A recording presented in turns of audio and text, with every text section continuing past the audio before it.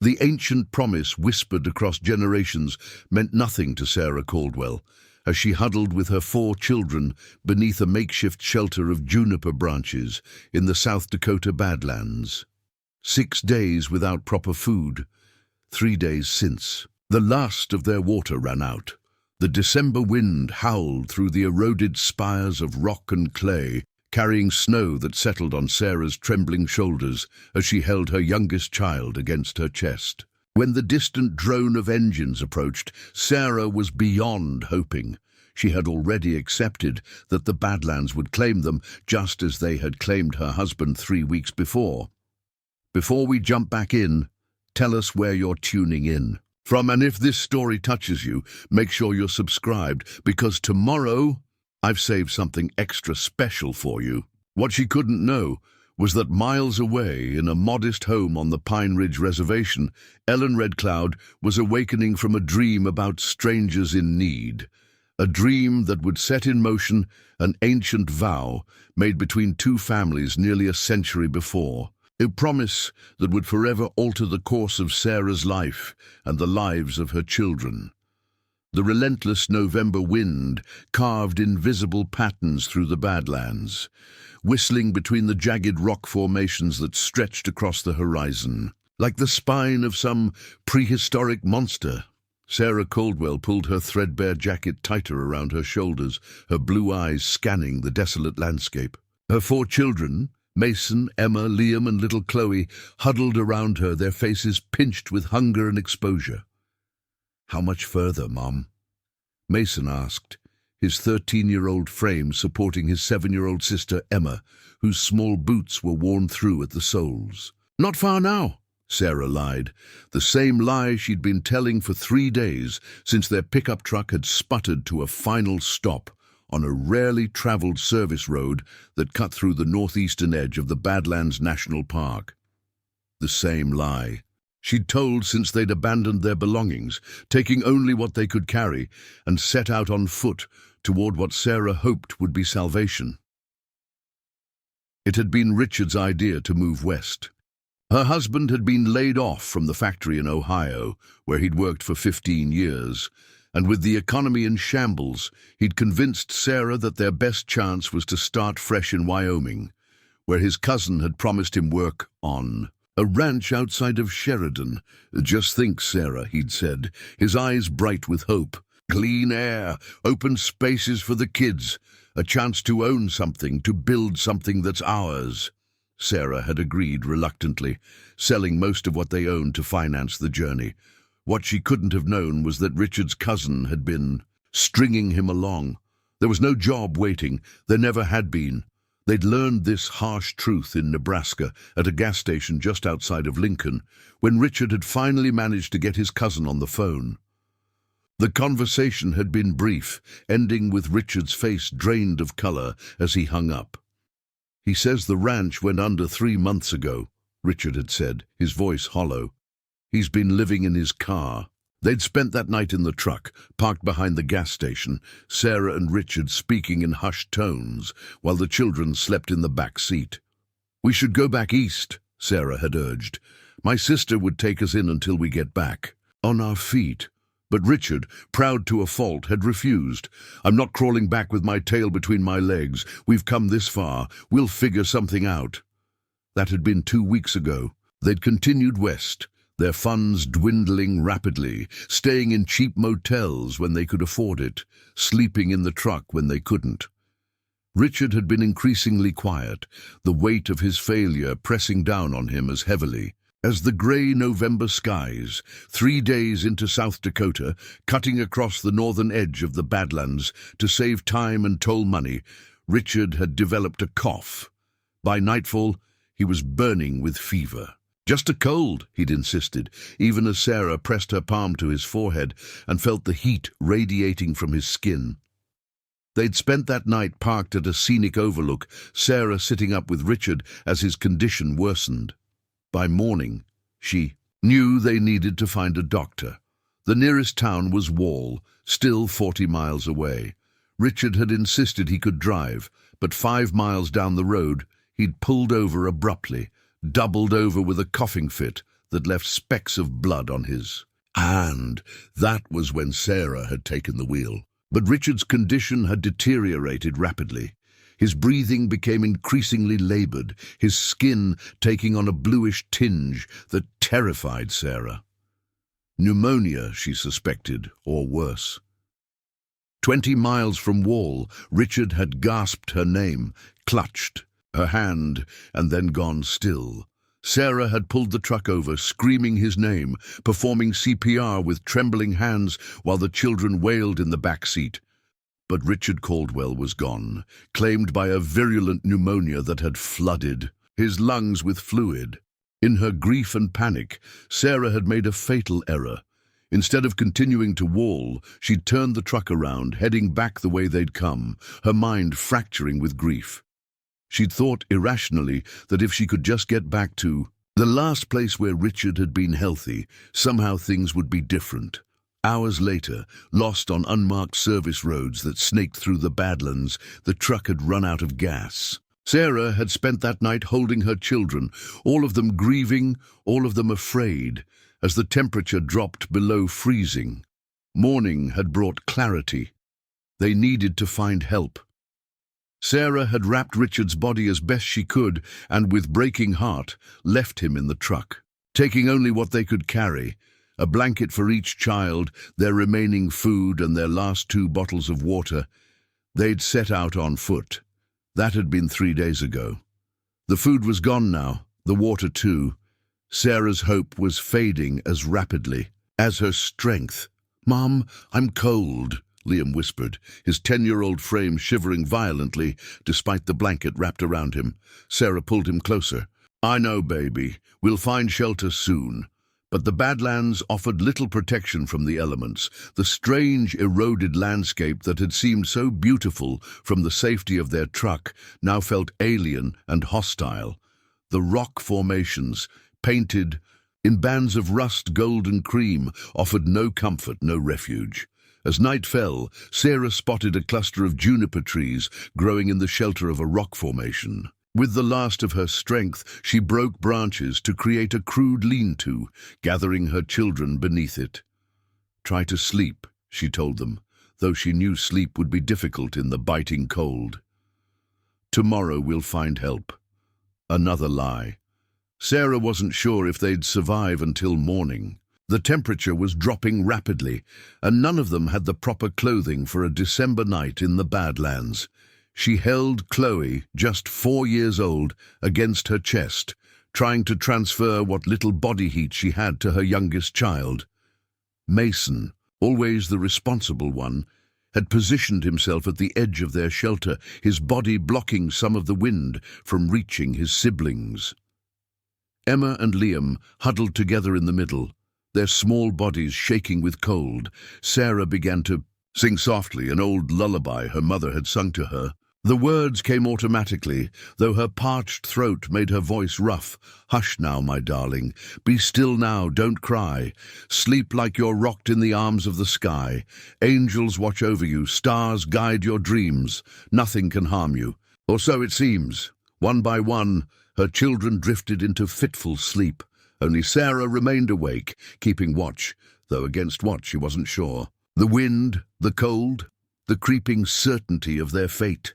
As the night deepened, Sarah found her thoughts turning to her own childhood in rural Pennsylvania. The safety of her parents' farm, the certainty of each day following the one before it, in predictable patterns. How had she ended up here, widowed and lost, her children at risk of dying from exposure and hunger? Somewhere in the distance, a coyote howled, the sound carrying on the wind like a mournful warning. Sarah pulled Chloe closer, her maternal instincts still strong, despite her weakened state. She would not let her children die. Somehow, they would survive. But as the night wore on and the temperature continued to drop, Sarah felt her resolve weakening along with her body. Her thoughts became disjointed, memories mixing with the present in a confusing swirl. She saw Richard's face, heard his laugh, felt the warmth of his hand on hers. Was he here? Had it all been a terrible dream? "Richard," she whispered, her voice carried away by the wind. No answer came but the howl of the coyote, closer now, as if drawn by the scent of vulnerability. Sarah forced herself to stay alert, pinching her arms, biting her lips, anything to keep from succumbing to the dangerous allure of sleep.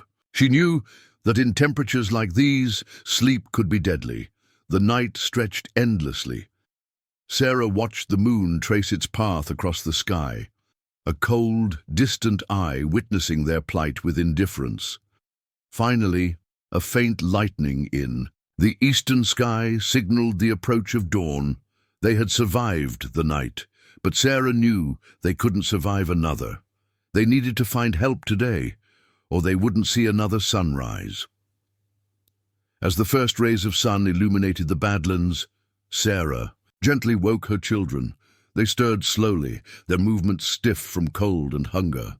"My hands hurt, Mom," Emma said, her small face pinched with pain as she tried to flex her fingers. Sarah examined her daughter's hands, alarmed to see the beginning stages of frostbite on her fingertips. She held Emma's hands between her own, trying to warm them, though her own body heat was dangerously low.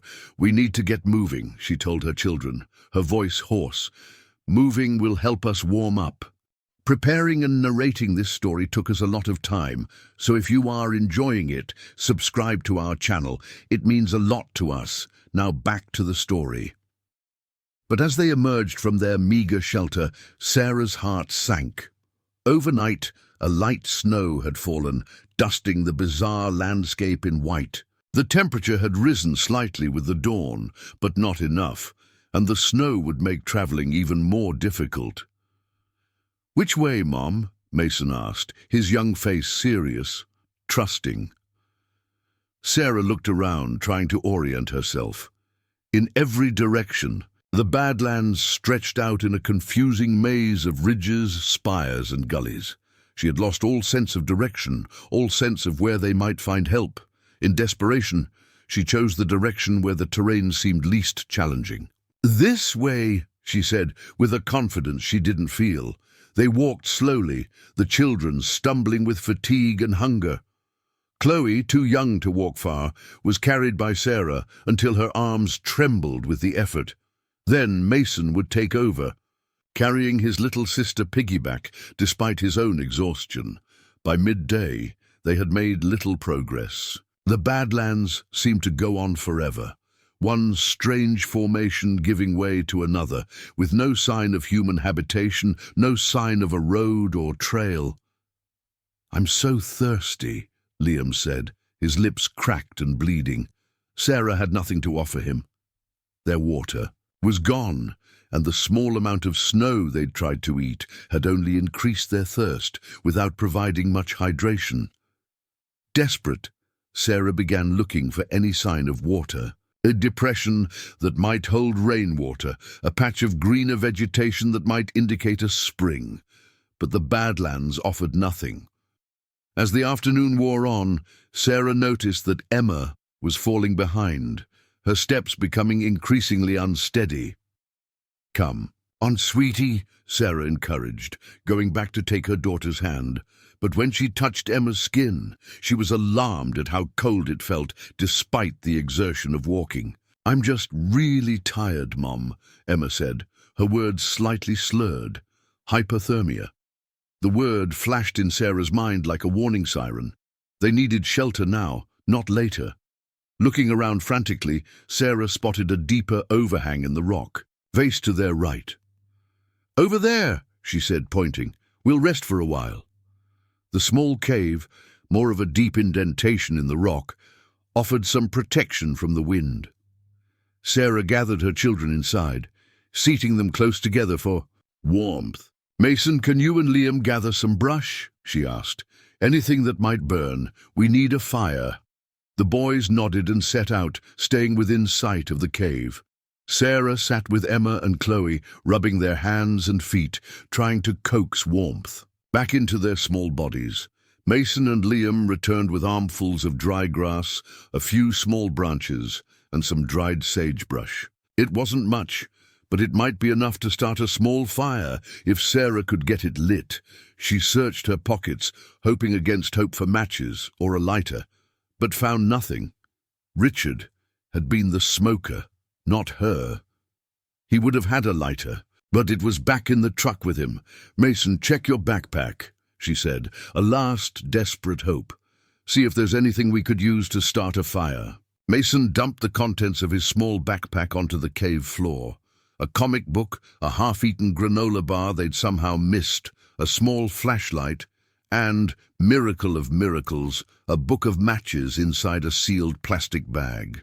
"Dad gave them to me," Mason said, seeing his mother's surprise. "He said every man should know how to start a fire." Sarah felt tears spring to her eyes at this evidence of Richard's foresight, his care for his son even in small ways.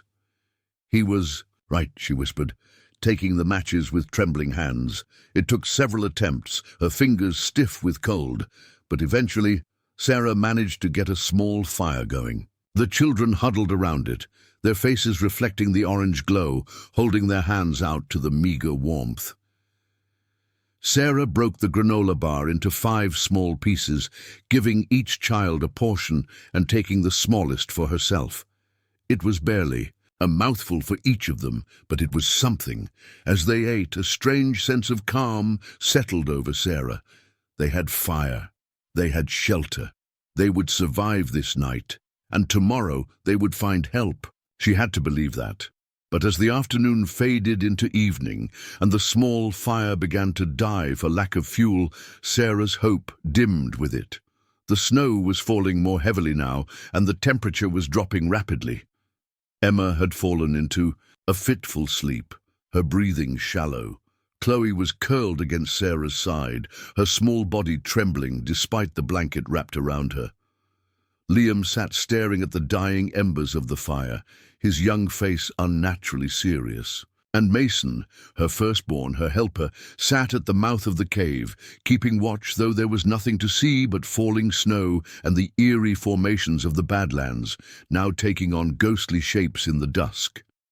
Sarah found herself thinking of Richard again, of the dreams they'd shared for their family. Never this slow, cold death in a forgotten corner of the world. "I'm sorry," she whispered, though whether to Richard or to her children or to some higher power, she wasn't sure. And then, cutting through the silence, came a sound that at first Sarah thought she'd imagined, the distant drone of engines. She sat up straighter, straining to hear. Yes, there it was again, growing louder. Engines, vehicles, people.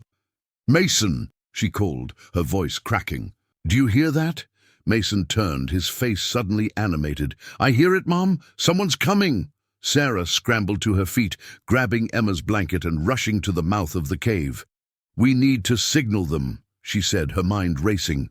The ice fire was nearly out, too small to be seen from a distance. But the blanket, if she could wave it, maybe whoever was out there would spot the movement. She stepped out into the snow, waving the blanket above her head, shouting with what little voice she had left.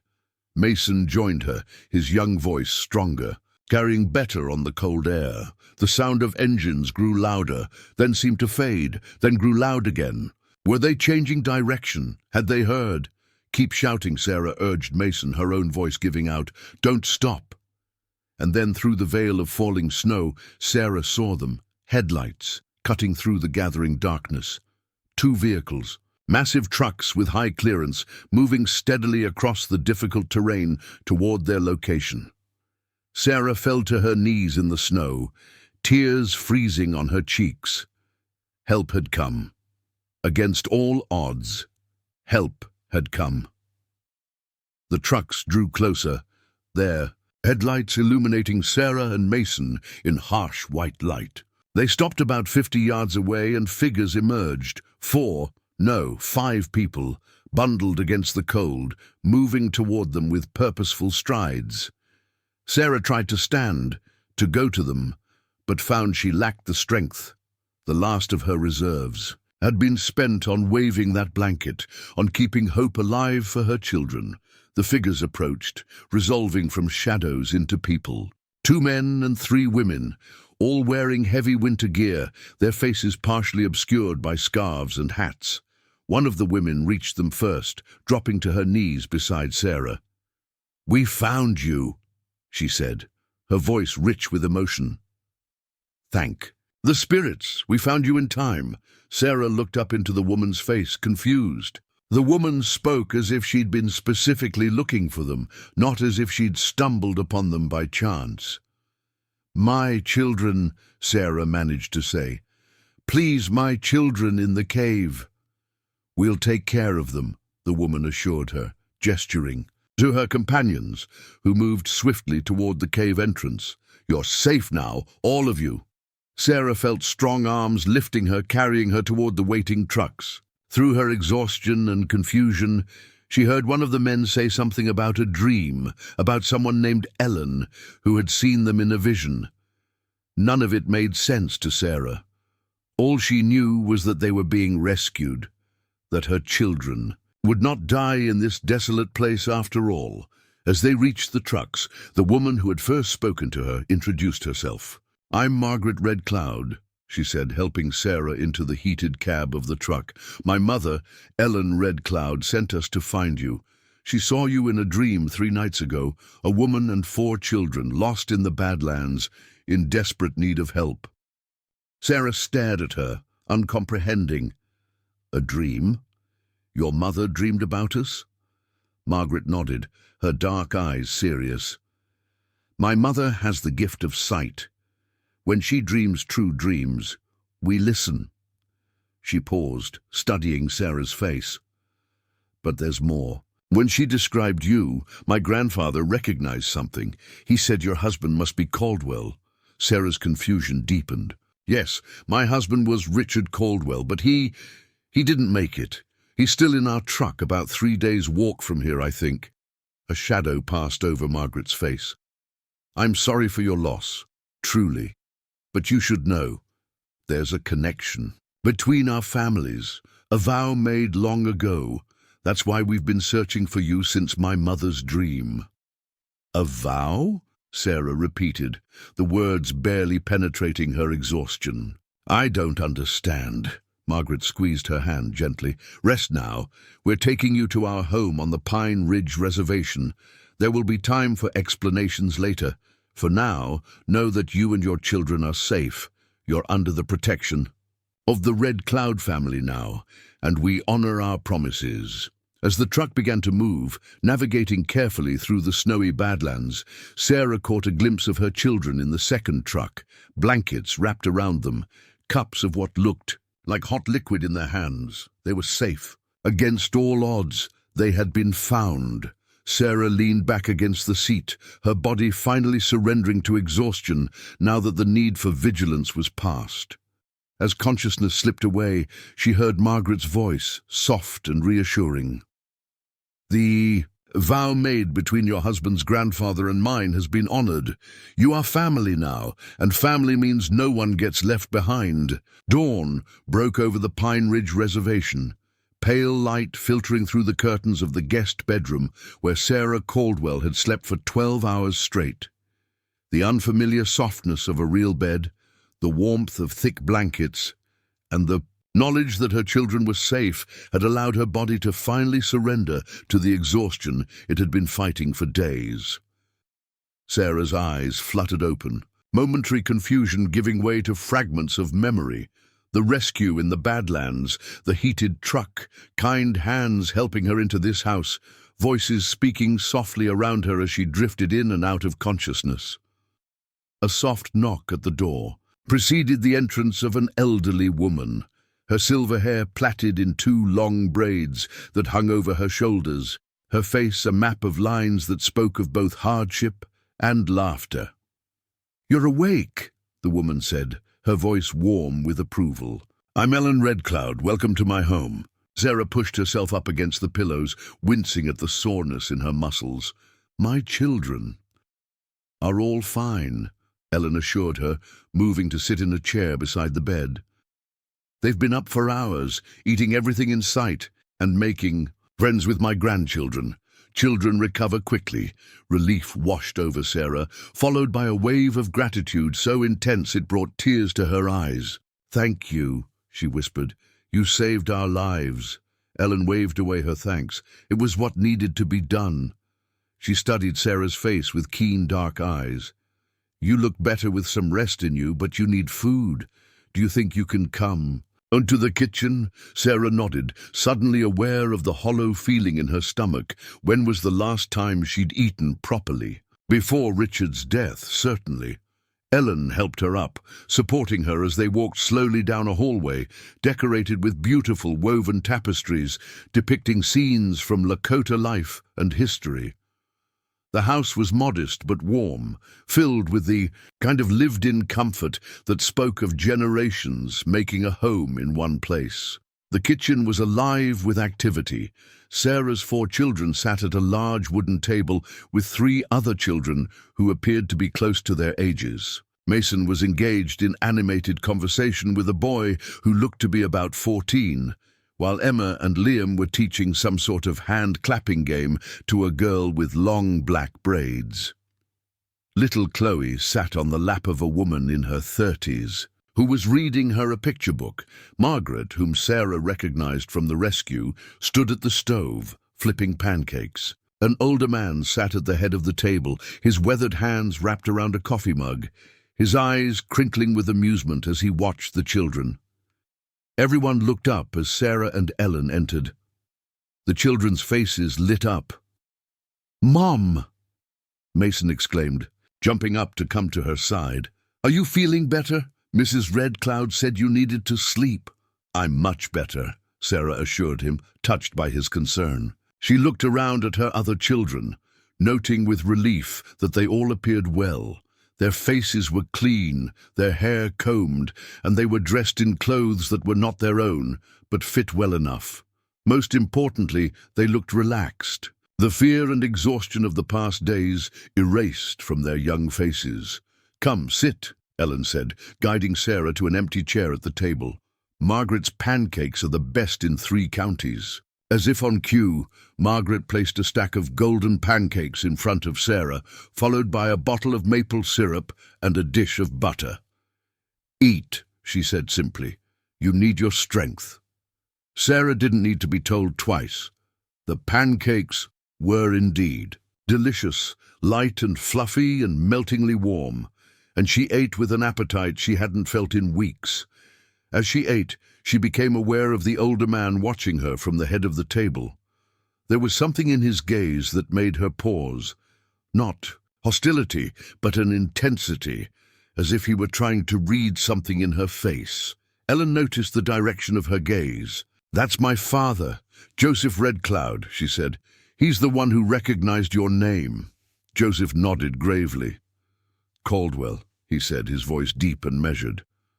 "When Ellen told me of her dream and described you and your children, I knew who you must be, the wife and children of a Caldwell man." Sarah put down her fork. "You knew Richard?" Joseph shook his head. "No, not your husband. But I knew his grandfather, Thomas Caldwell. We served together in Korea back in '51. Sarah's confusion must have shown on her face, because Joseph smiled slightly. "This is a story that needs telling," he said. "But perhaps when you've finished your breakfast. Some tales shouldn't compete with good food." Sarah nodded, returning to her pancakes, though her curiosity was now thoroughly piqued. What connection could this elderly Lakota man possibly have to Richard's grandfather, a man Sarah herself had never met? After breakfast, while the children were taken outside by Margaret's husband Daniel to see the horses kept in a paddock behind the house, the adults gathered in the living room. Sarah sat on a comfortable worn sofa, a fresh cup of coffee warming her hands. Ellen and Margaret sat nearby, while Joseph settled into what was clearly his regular armchair, positioned to catch the morning light from a large window. "Now," Joseph said, his eyes on Sarah, "I should tell you about the vow that brings you here." Sarah leaned forward slightly, eager to understand. "Please." Joseph nodded, his gaze turning inward as he reached back through his memories. In 1951, I was 19 years old, serving with the 2nd Infantry Division in Korea. Your husband's grandfather, Thomas Caldwell, was in my unit. We were very different, I from the reservation, he from some small town in Pennsylvania. But in war, such differences mean little. We became friends. He paused, taking a sip from a mug of tea that Ellen had prepared for him. In November of that year, our unit was sent north, close to the Chosin Reservoir. The fighting was fierce, and the cold— He shook his head. The cold was an enemy as deadly as any human foe. Sarah thought of the bitter cold of the Badlands and suppressed a shiver. During one particularly brutal engagement, I was separated from the unit, Joseph continued. Shot in the leg, unable to walk properly. Night was falling, and the temperature with it. I knew I would not survive until morning. Margaret and Ellen listened with the stillness of those who have heard a story before, but respect its telling. Sarah found herself holding her breath, and then Thomas appeared, Joseph said, his voice softening with the memory. He had come back for me, risking his life to search the area where I'd last been seen. He found me half-conscious from blood loss and cold. And then this man, this white man from a world so different from mine, picked me up and carried me, on his back for 5 miles through enemy territory, through snow and darkness, until we reached our lines. Joseph's eyes, sharp despite his age, fixed on Sarah's face. He saved my life that night, and when I asked him why he had risked himself, for me, he said simply, because it was right, and because I would hope someone would do the same for me, or for my family, if ever we were in need. Sarah felt a lump forming in her throat, thinking of Richard, who had always tried to do what was right, even when it was difficult. After the war, Joseph continued, we stayed in touch for a time. Letters, mostly. He came to visit once in the summer of '54. It was during that visit that we made our vow, a promise between our families, that if ever one was in dire need, the other would help without question, without hesitation. He leaned forward, his hands resting on his knees. We sealed that vow in the traditional way of my people, with prayer and the sharing of blood, a small cut on the palm, our hands clasped together. In the eyes of the Lakota, such a vow creates a bond of kinship as strong as any tie of birth. Sarah's mind was reeling. Richard had never mentioned this connection. Perhaps he hadn't known of it himself. Thomas had died before Richard was born, and family history had always seemed of little interest to her practical-minded husband. When Ellen told me of her dream, Joseph said, when she described a woman and 4 children lost in the Badlands, I felt the stirring of that old vow. And when she said the woman had spoken a name in her dream, Caldwell, I knew the time had come to honor the promise made so long ago. But how could your daughter dream of us? Sarah asked, turning to Ellen. How could she know we were there, or who we were? Ellen's smile was gentle. The ways of the Spirit are not always clear to us, but they are powerful nonetheless. My gift of dreaming true comes from my grandmother. I see what needs to be seen when it needs to be seen. 3 nights ago I dreamed of you and your children, huddled in that cave. I heard your song to your children, saw your face in the firelight, and I heard you whisper the name Richard Caldwell. Sarah felt a chill run down her spine. She had indeed whispered Richard's name that night in her delirium of cold and exhaustion. The next morning I told my father of the dream, Ellen continued. When he heard the name Caldwell, he knew it was no ordinary dream, but a calling. We organized the search immediately. But the Badlands are so vast, Sarah said. How did you find us among all those canyons and ridges? My dream showed me landmarks, Ellen explained. A particular formation of rocks, a cluster of juniper, trees, and we know the Badlands well. They have been part of our people's territory since time immemorial. Joseph cleared his throat. There is one more thing you should know, he said.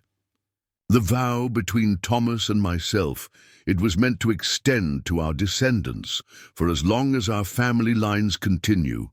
In the Lakota way, such promises do not end with death.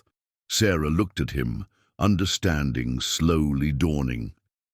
So, you're saying that you and your children are now under the protection of the Red Cloud family, Joseph confirmed.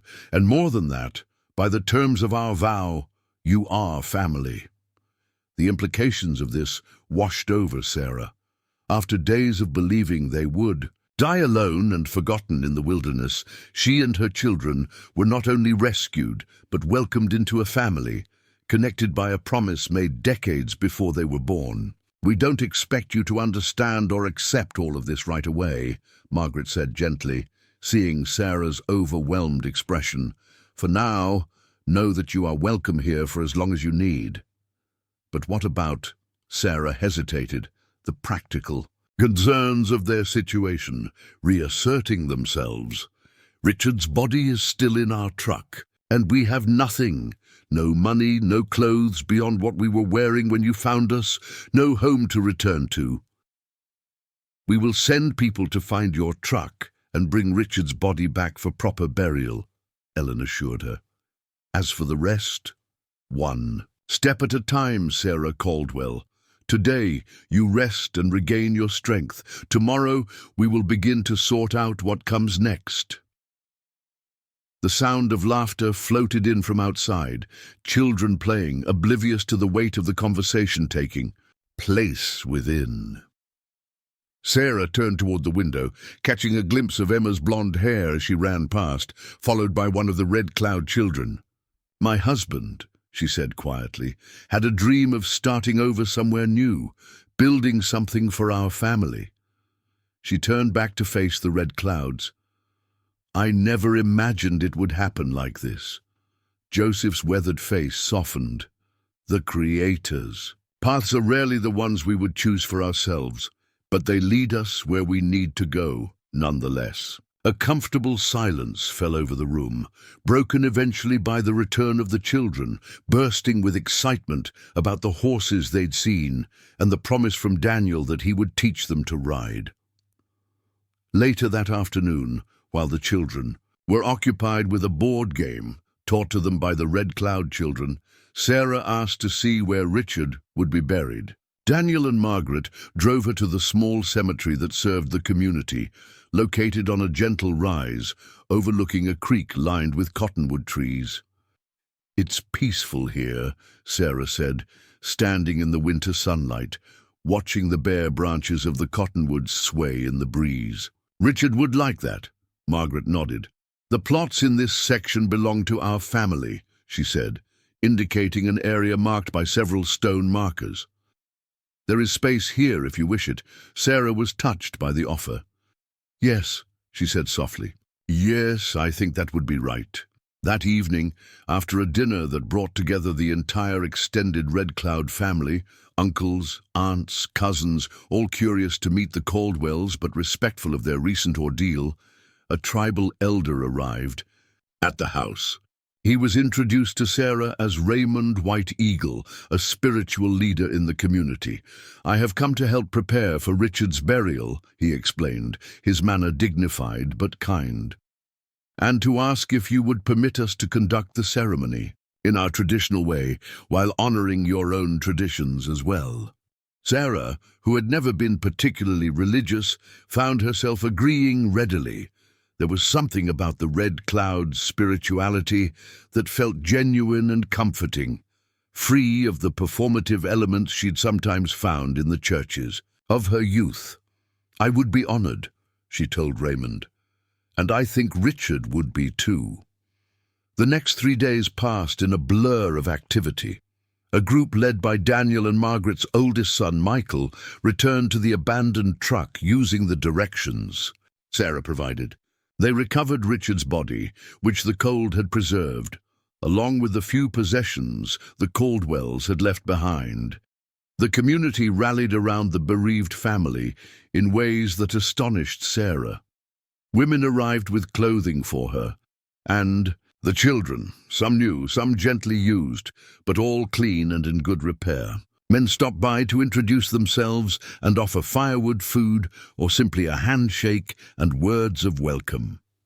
The local school principal visited to discuss enrolling the children after the new year, when classes would resume following the winter break. Throughout it all, Ellen remained a steady presence, seemingly anticipating Sarah's needs before she could voice them. When the grief would hit unexpectedly, Ellen would appear with a cup of tea and sit in companionable silence. When Sarah expressed worry about imposing on their hospitality, Ellen dismissed her concerns with the simple statement, "Family is never an imposition." On the fourth day after their rescue, Richard Caldwell was laid to rest in the Red Cloud family plot. The ceremony was a blend of Lakota tradition and the few Christian elements Sarah requested, having been raised Protestant. Raymond White Eagle led the service, burning sage and sweet grass, offering prayers in the Lakota language that were then translated by Joseph. Sarah and the children each placed a personal item in the simple wooden casket. Sarah, her wedding ring, which she could no longer bear to wear. Mason, a drawing he'd made of their family. Emma, a small braid of her hair. Liam, a polished stone Richard had given him on his last birthday. And little Chloe, a kiss pressed to her palm and then to her father's cold cheek. As the casket was lowered into the earth, the Red Cloud family formed a circle around the Caldwells, a physical manifestation of the support they offered. Margaret stood on one side of Sarah, Ellen on the other, their hands firm on her shoulders as she wept. That night, after the children were asleep, Sarah sat with Ellen on the porch of the Red Cloud home, wrapped in blankets against the December chill, looking up at stars that seemed impossibly bright and clear. "I still don't know what happens next," Sarah confessed. "Where do we go from here? How can I support 4 children on my own?" Ellen was quiet for a moment, her breath forming small clouds in the cold air. "What did you do before? For work?"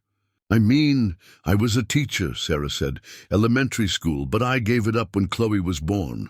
It was easier with Richard's income, and childcare for 4 would have eaten up most of what I earned anyway." Ellen nodded thoughtfully. "Our school on the reservation is always in need of good teachers.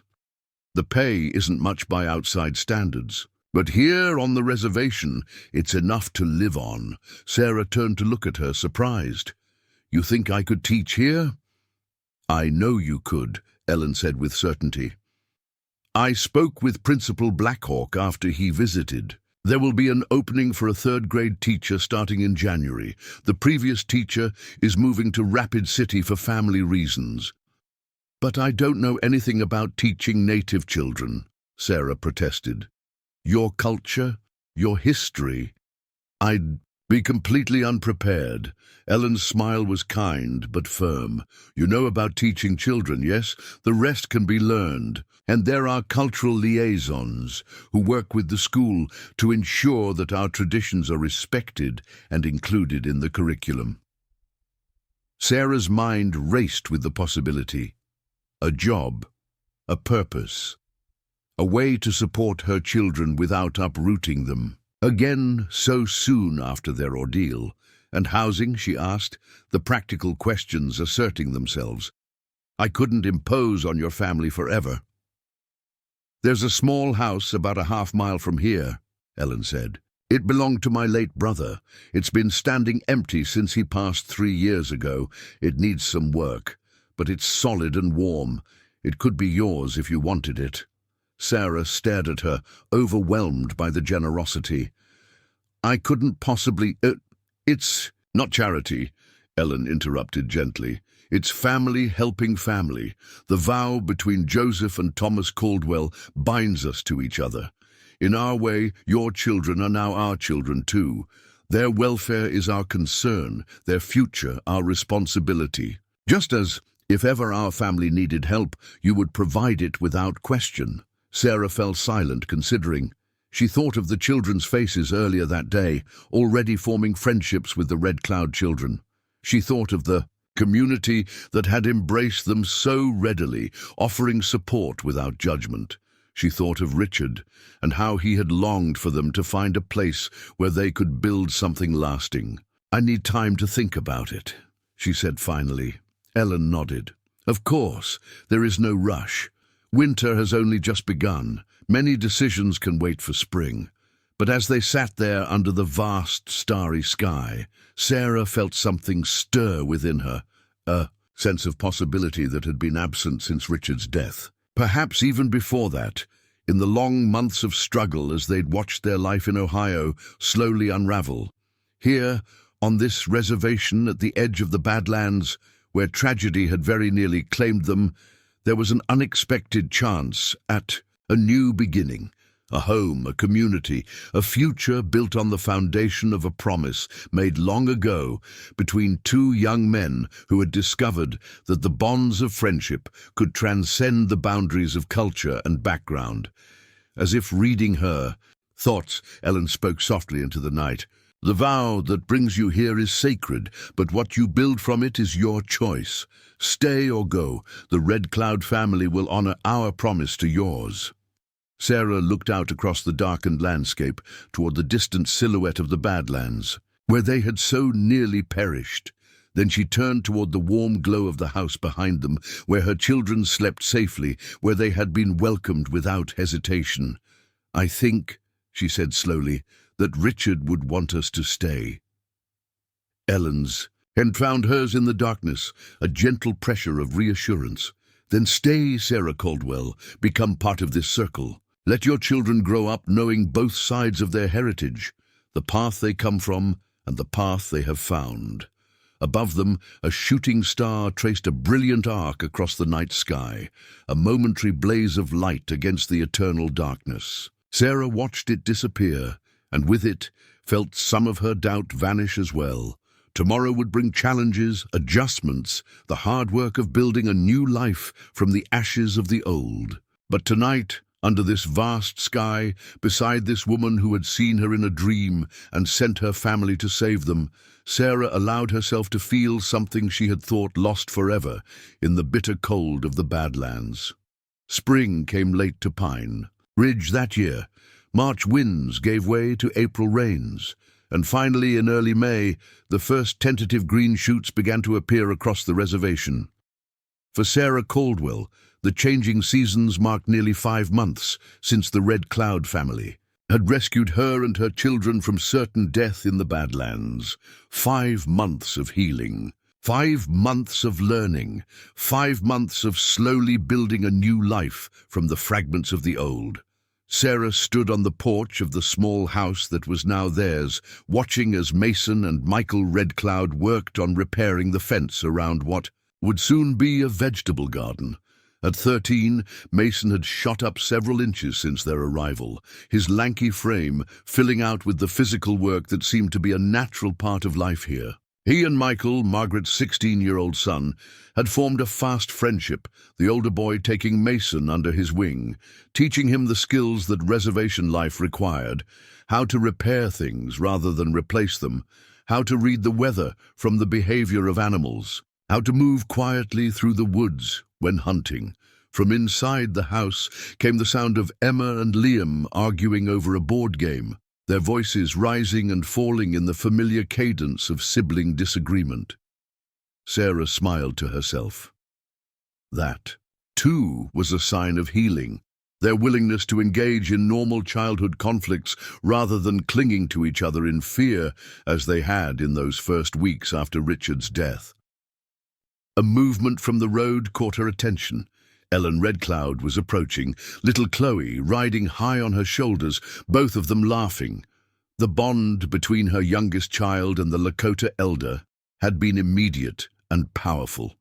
Ellen had told Sarah once that Chloe reminded her of her own daughter at that age, fearless, curious, with an old soul's wisdom in her young eyes. "Look what we found, Mama," Chloe called as they came up the path. She was holding something cupped carefully in her small hands. "Careful now," Ellen cautioned as she lifted Chloe down from her shoulders. "Remember what I told you about holding. Gently. Chloe nodded solemnly and approached Sarah, opening her hands just enough to reveal a tiny baby bird, its feathers still more fluff than function, its eyes barely open. "It fell from its nest," Chloe explained. "Ellen says we can help it until it's big enough to fly away." Sarah met Ellen's eyes over Chloe's head, raising an eyebrow in silent question. Ellen smiled and nodded. "We'll need a small box, some soft cloth, and a place that's warm but not too warm," she said, "and we'll have to feed it every few hours." "Kakyoshio, I help?" Chloe asked eagerly. "Of course," Ellen told her. "That's why we brought it home. Every living thing deserves a chance, and every child deserves the opportunity to learn about caring for another creature." The simple wisdom in those words struck Sarah deeply. Wasn't that exactly what the Red Cloud family had done for them? Given them a chance when all seemed lost, cared for them when they couldn't care for themselves. Together they set up a makeshift nest for the baby bird in a shoebox, lined with soft flannel from an old shirt of Richard's that Sarah had kept. Ellen showed Chloe how to prepare a mixture of moistened dog food and hard-boiled egg yolk that could be fed to the bird with an eyedropper. "You'll need to feed it every 2 hours during daylight," Ellen instructed. "Even if it doesn't seem to want food, it needs nourishment to grow strong. Like how you made me eat oatmeal even when I said I wasn't hungry," Chloe said, making the connection with the kind of straightforward logic that only children possess.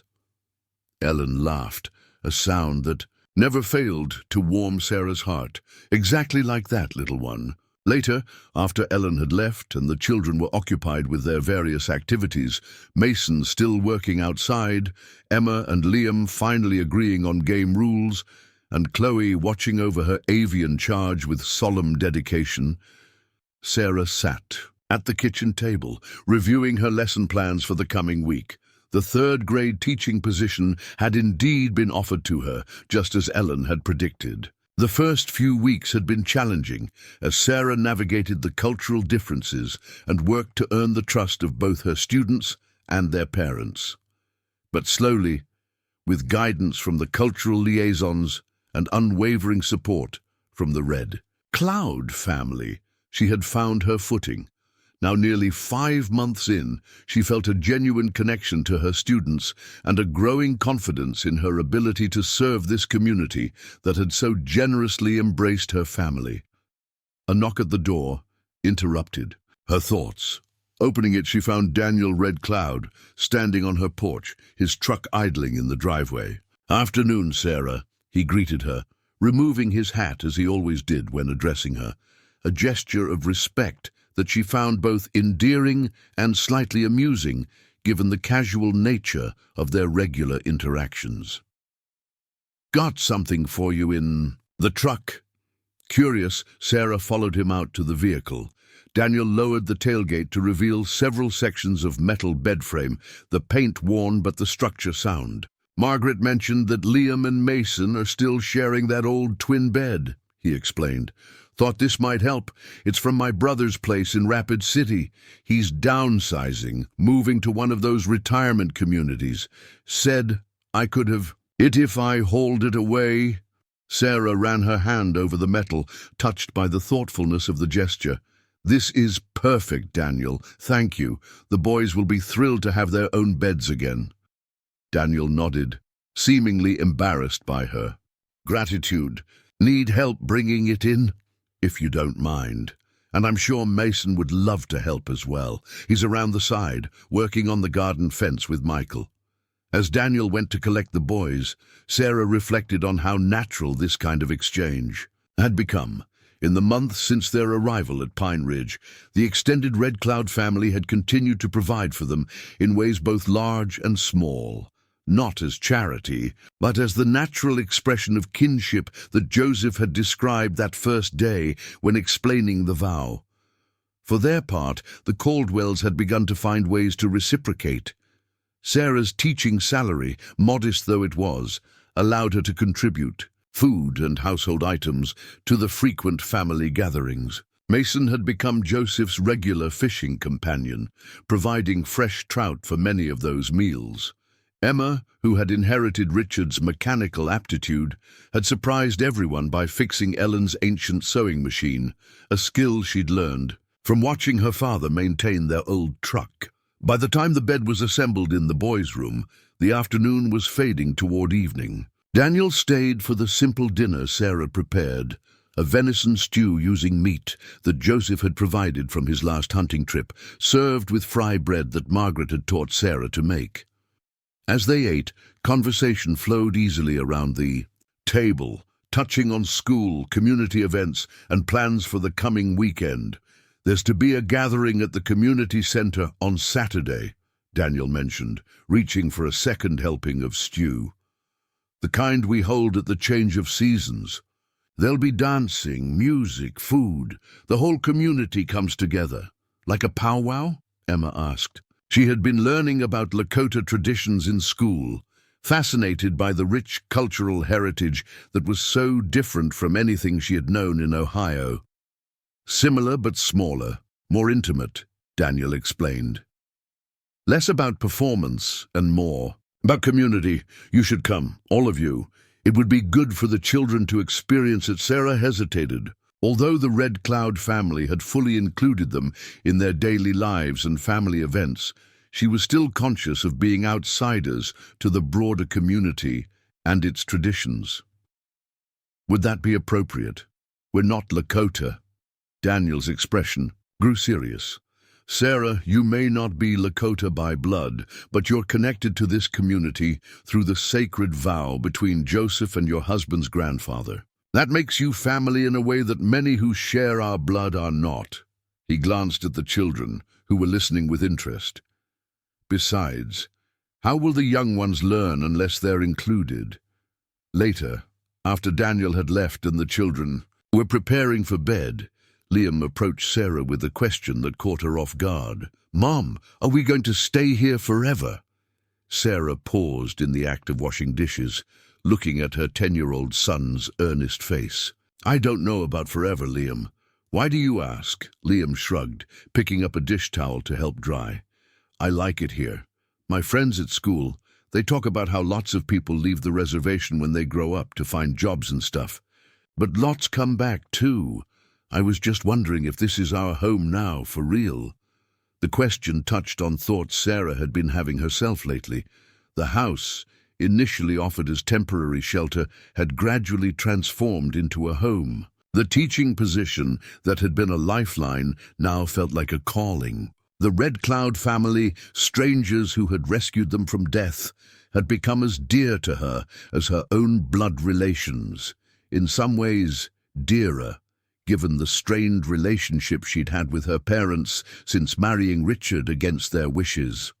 "I think," she said carefully, "that this is our home for now and for the foreseeable future. Beyond that, I can't say for certain. Life has a way of surprising us." Liam nodded, seemingly satisfied with this answer. "Michael says that in the Lakota way, home isn't just a place, it's where your people are. So I guess if the Red Clouds are our people now, then this is home." From the simple wisdom of children, Sarah thought, as she hugged her son goodnight. Saturday dawned clear and mild, perfect weather for the community gathering. Sarah felt a flutter of nervousness as she helped Emma decide what to wear, conscious that they would be more visible at this event than they had been in their day-to-day interactions on the reservation. "What about this?" Emma held up a dress that had been a gift from Margaret, a simple cotton design in a deep red that complemented her fair coloring. "Perfect," Sarah agreed.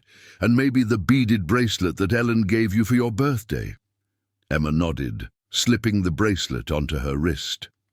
The delicate beadwork had been done by Ellen herself, who had told Emma that the pattern was one traditionally given to young girls as they began to learn the skills of womanhood. By the time they arrived at the community center, the gathering was in full swing.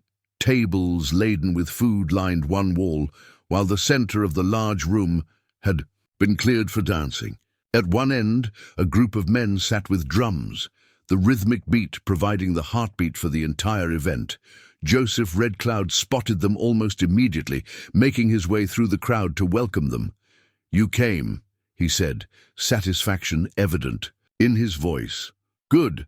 Come, let me introduce you to some people you should know." What followed was a whirlwind of introductions, names and faces blurring together in Sarah's mind, despite her best efforts to remember each one. There was Harold Black Elk, the tribal council president, Martha Running Deer, who ran the health clinic, James White Feather, the high school principal, and dozens of others, each greeting Sarah and her children with varying degrees of curiosity and welcome. Some, she noticed, were reserved, studying her with guarded expressions. Others were openly friendly, particularly those who had children in her class at school. All, however, treated Joseph with deep respect, deferring to his implicit endorsement of the Caldwell family's presence. As the evening progressed, Sarah found herself seated beside an elderly woman who introduced herself as Dorothy Spotted Eagle. "So you're the teacher Joseph's family has adopted," Dorothy said, her dark eyes sharp and assessing despite her advanced age. "My great-granddaughter speaks highly of you, says you're trying to learn our ways as you teach." Sarah nodded, pleased by this indirect compliment. "I'm trying. There's so much to learn, and I'm grateful for the patience everyone has shown." Dorothy studied her for a long moment. "Joseph told me about the vow between him and your husband's grandfather. A sacred thing, such a promise. So I've come to understand," Sarah agreed, "though I admit, when I first heard of it, it seemed almost fantastical that a promise made so long ago could reach through time to save my children and me." Dorothy's weathered face creased in a smile. "Our people have always understood the power of a vow properly made. The white man's way is to write things on paper, as if the words could hold the intention. Our way is to speak the words and carry them in the heart, where they remain alive." She tapped her chest for emphasis. "Even so," Sarah mused, "for Joseph, to honor a promise made to a man long dead, to extend protection to people he'd never met. That is the Lakota way," Dorothy said simply. "A promise does not die with the one who made it. It lives on in the blood, in the line." She paused, her gaze drifting to where the Caldwell children were tentatively joining a circle dance, guided by their Red Cloud counterparts. "Besides, such things are not one-sided. The debt is now yours to carry." Sarah looked at her sharply. "What do you mean?" Dorothy's expression was not unkind, but it was serious. "The vow goes both ways, does it not? Joseph's family came to your aid in your time of need. Should the day come when they need something from you or your children, the obligation will be yours." Before Sarah could respond to this sobering thought, a commotion near the entrance drew everyone's attention. A young man had arrived, his clothing disheveled, his manner agitated. He spoke rapidly to those nearest the door, his words inaudible over the drums, but the expression on his face conveyed urgency. The news spread through the gathering like ripples on water. Dorothy caught the arm of a passing woman, asking a question. In Lakota, the woman's response made Dorothy's face tighten with concern. "What is it?" Sarah asked. "What's happened?" "There's been an accident at the quarry," Dorothy explained. "A collapse. Men are trapped." The community's response was immediate and coordinated. The drums fell silent. The dancing stopped. Men began organizing themselves into groups, gathering equipment, preparing vehicles. Women moved to the kitchen area, packing food and water for the rescue workers, preparing the community center to receive the injured. Sarah found herself swept up in the activity, helping where she could, keeping an eye on her children who had gravitated back to her side in the confusion. Through the organized chaos, she spotted Joseph Red Cloud, conferring with the tribal council president, their expressions grave. Ellen appeared at Sarah's side, her usual calm demeanor replaced by tense worry. Daniel and Michael were at the quarry, Today, she said without preamble, Joseph is trying to find out if they were in the section that collapsed. Sarah's heart constricted at the thought of Daniel and Michael. Kind, steady Daniel, who had brought them a bed just days ago. Vibrant, adventurous Michael, who had become like an older brother to Mason, trapped or injured. "What can I do?" she asked, the question coming automatically from a place deeper than thought. Ellen's gaze sharpened, focusing on Sarah with sudden intensity. "The children, mine and yours. They should not be here if the injured are brought in. Can you take them to your house? Keep them occupied, away from whatever happens next?" Sarah nodded immediately. "Of course. All of them. As many as need a place to go." Relief softened Ellen's tense features. "Thank you. I'll send the young ones to you as their parents join the rescue effort." She squeezed Sarah's hand. "This is what family does. Steps in to fill the gaps when needed." Within the hour, Sarah found herself shepherding 13 children ranging in age from 4 to 15 back to her small house. Alongside her own 4 were Michael's younger siblings, cousins from Margaret's sister's family, and a few others whose connection to the Red Clouds Sarah couldn't immediately place. Despite the circumstances, there was a sense of adventure among the children, the older ones taking responsibility for the younger, everyone helping to prepare snacks, set up games, create sleeping arrangements for what might be an overnight stay. As darkness fell, Sarah stood on the porch, watching the lights of vehicles moving in the distance toward the quarry site. The weight of Dorothy's words from earlier settled around her shoulders like a physical presence. The vow goes both ways. The debt is now yours to carry. Now, for the first time since their rescue, Sarah found herself on the giving rather than the receiving end of that ancient promise. It was a small thing, caring for children during a crisis, but it was something she could do, a way she could support the family that had saved them. Inside, the children had organized themselves into groups, some playing board games, others creating an elaborate fort from blankets in the living room, the older ones keeping watch over the youngest with the serious responsibility of temporary guardianship. Mason approached her, his expression unusually solemn. "Do you think Michael and Mr. Daniel are okay?" he asked quietly. Sarah wished she could offer reassurance, but the truth was she didn't know. "I hope so," she said instead. "The whole community is working to help them and anyone else who might be trapped." Mason nodded, processing this. "Michael taught me that in Lakota culture, everyone is connected, not just people to each other, but people to the land, to the past, to the future. He said that's why they hold so many gatherings, to strengthen those connections." "That's beautiful," Sarah said, touched by her son's reflection. "And I think it's true." "So even if something bad has happened," Mason continued, his young face working through complex thoughts, "they're not alone. That matters, right? To not be alone when things are hard." Sarah's mind flashed back to those desperate days in the Badlands, the terrible isolation of believing they would die without anyone even knowing what had happened to them. And then the miracle of the Red Clouds finding them, of not being alone, in their darkest hour. "Yes," she said, drawing her son into a hug, "that matters very much." Through the long night, as the children finally succumbed to sleep in various impromptu beds around the house, Sarah kept watch, periodically checking the window for signs of returning vehicles. Though exhaustion pulled at her, she couldn't bring herself to sleep, not until she knew the fate of the men, particularly Daniel and Michael, who had become so important to her family. It was just before dawn when a truck pulled into her driveway. Sarah stepped onto the porch, heart pounding, as Ellen emerged from the passenger side.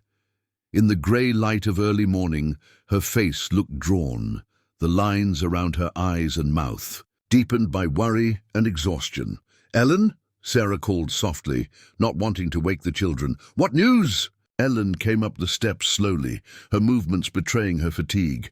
"They're alive," she said, her voice rough with emotion. "Daniel and Michael and the others who were trapped. They're alive." Relief washed over Sarah in a dizzying wave. "Thank God," she breathed. "Are they hurt? Do they need anything? Cuts, bruises. Michael has a broken arm, but it's been set. Daniel took a blow to the head, but the doctor says there's no serious damage." Ellen sank onto the porch swing, her normally straight shoulders slumped. It could have been so much worse.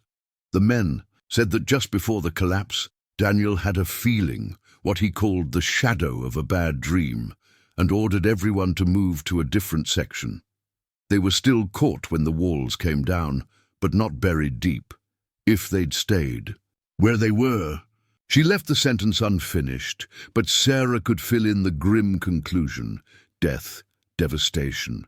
Another kind of collapse, this one of the heart rather than stone. "The others?" Sarah asked, settling beside Ellen on the swing. "Everyone made it out," Ellen nodded.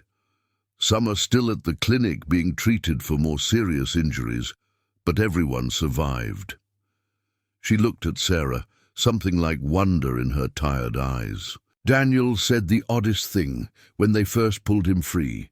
He said, 'I heard Sarah calling.'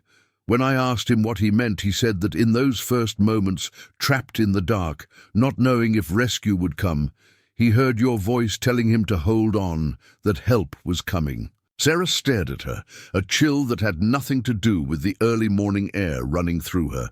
"But I didn't. I was here with the children. I never went to the quarry." Ellen smiled faintly. "And yet, he heard you, just as I saw you in my dream before we knew you existed." She reached out, taking Sarah's hand in her own. "The connections between us are not always visible, Sarah Caldwell, but they are real. The vow that bound Joseph to your husband's grandfather reaches across time, across blood, across the boundaries we think divide us." As the first true light of dawn touched the eastern horizon, Sarah felt something settle within her, a sense of belonging, of purpose, of rightness. 5 months ago, she had been lost in the Badlands, certain that death was near. Now she sat on the porch of a home she never expected to have, beside a woman who had become as dear as family by blood, part of a community bound together by promises and obligations that transcended ordinary understanding. The vow that had saved them was now theirs to honor, a sacred trust to be carried forward into whatever future awaited. And for the first time since Richard's death, Sarah felt a profound certainty that they were exactly where they were meant to be. The first anniversary of Richard's death arrived with the early winter snows. Sarah marked the date by taking her children to visit his grave in the Red Cloud family plot, now adorned with a simple headstone carved by Joseph himself from local stone. The Lakota elder had insisted on creating the marker, saying that it was important for the stone to come from the land where Richard now rested. As they stood in the cold December air, Sarah was struck by how much had changed in a year. Last December, she had been lost, literally in the Badlands and figuratively in her grief. Now she stood on solid ground, both physically and emotionally, with a sense of belonging she hadn't felt since before Richard lost his job back in Ohio. "Do you want to say anything?" she asked her children as they placed small tokens on the grave. Pine cones, a perfect feather, a polished stone, all collected during their now regular explorations of the reservation lands with their Red Cloud friends. Mason, now 14 and inches taller than he'd been a year ago, cleared his throat. "I miss you, Dad," he said simply. "I wish you could see us now. I think you'd be proud." Emma, 8 and missing her 2 front teeth, whispered something. Too quiet for Sarah to hear, a private message between daughter and departed father. Liam, 11, stood silently, his face solemn but dry-eyed, and little Chloe, who at 5 retained only fragments of memory of her father, placed her pine cone carefully at the base of the headstone and said, "I'm learning to ride horses, Daddy. Ellen says I'm a natural." Watching her children honor their father in their individual ways, Sarah felt a complex mixture of grief and gratitude. The loss of Richard would always be a hollow space in their lives, but it was no longer the raw wound it had been. Time and the embrace of the Red Cloud family had allowed healing to begin. As they walked back toward the truck Daniel had loaned them for the day, Sarah noticed a lone figure standing at the edge of the cemetery. Margaret, waiting respectfully. At a distance, giving them privacy for their family moment, but present in case they needed support. The thoughtfulness of the gesture typified the Red Cloud's approach to welcoming the Caldwells into their lives. Always present, never intrusive, supportive without smothering, teaching without condescension. Over months that had stretched into a year, Sarah had come to understand that this careful balance was a cultural value deeply embedded in Lakota life. "I thought you might like to join us for dinner," Margaret said as they approached. "Mum's making her famous buffalo stew, and Dad's been asking after the kids all day." Sarah exchanged glances with her children, seeing their eager nods. "We'd love to," she said. "Let me just drop these tools back at the house first." She gestured to the rake and pruning shears she'd brought to tidy the gravesite. "No rush," Margaret assured her. "You know Mum, she always makes enough to feed an army, and dinner won't be ready for another hour at least." Back at their small house, which over the past year had been gradually transformed with furniture salvaged and repaired, curtains sewn by Ellen, and walls painted in warm colors chosen by the children, Sarah took a moment to freshen up while the kids changed out of their cemetery clothes. As she washed her hands in the bathroom sink, she caught sight of herself in the mirror and paused, studying her reflection. The woman looking back at her bore little resemblance to the desperate, half-frozen mother who had huddled with her children in a makeshift shelter in the Badlands a year ago. Her face had filled out, the hollow cheeks and shadowed eyes replaced by healthy color and clear gaze. The brittle panic that had become her constant companion in those last months with Richard, through his job loss, their increasingly desperate financial situation, and finally his illness and death, had faded, replaced by a steady calm that came from knowing exactly where she and her children stood in the world. They were not rich by any conventional standard. Her teacher's salary stretched to cover necessities but left little for luxuries, yet they never lacked for anything important.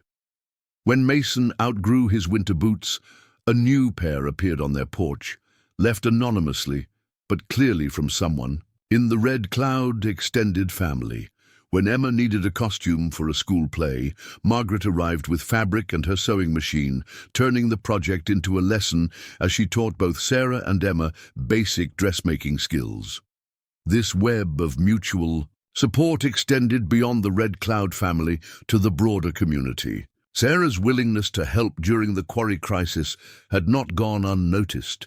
In the months since, various community members had found ways to include the Caldwells, inviting them to family celebrations, dropping off extra produce from gardens, offering rides when the weather was bad.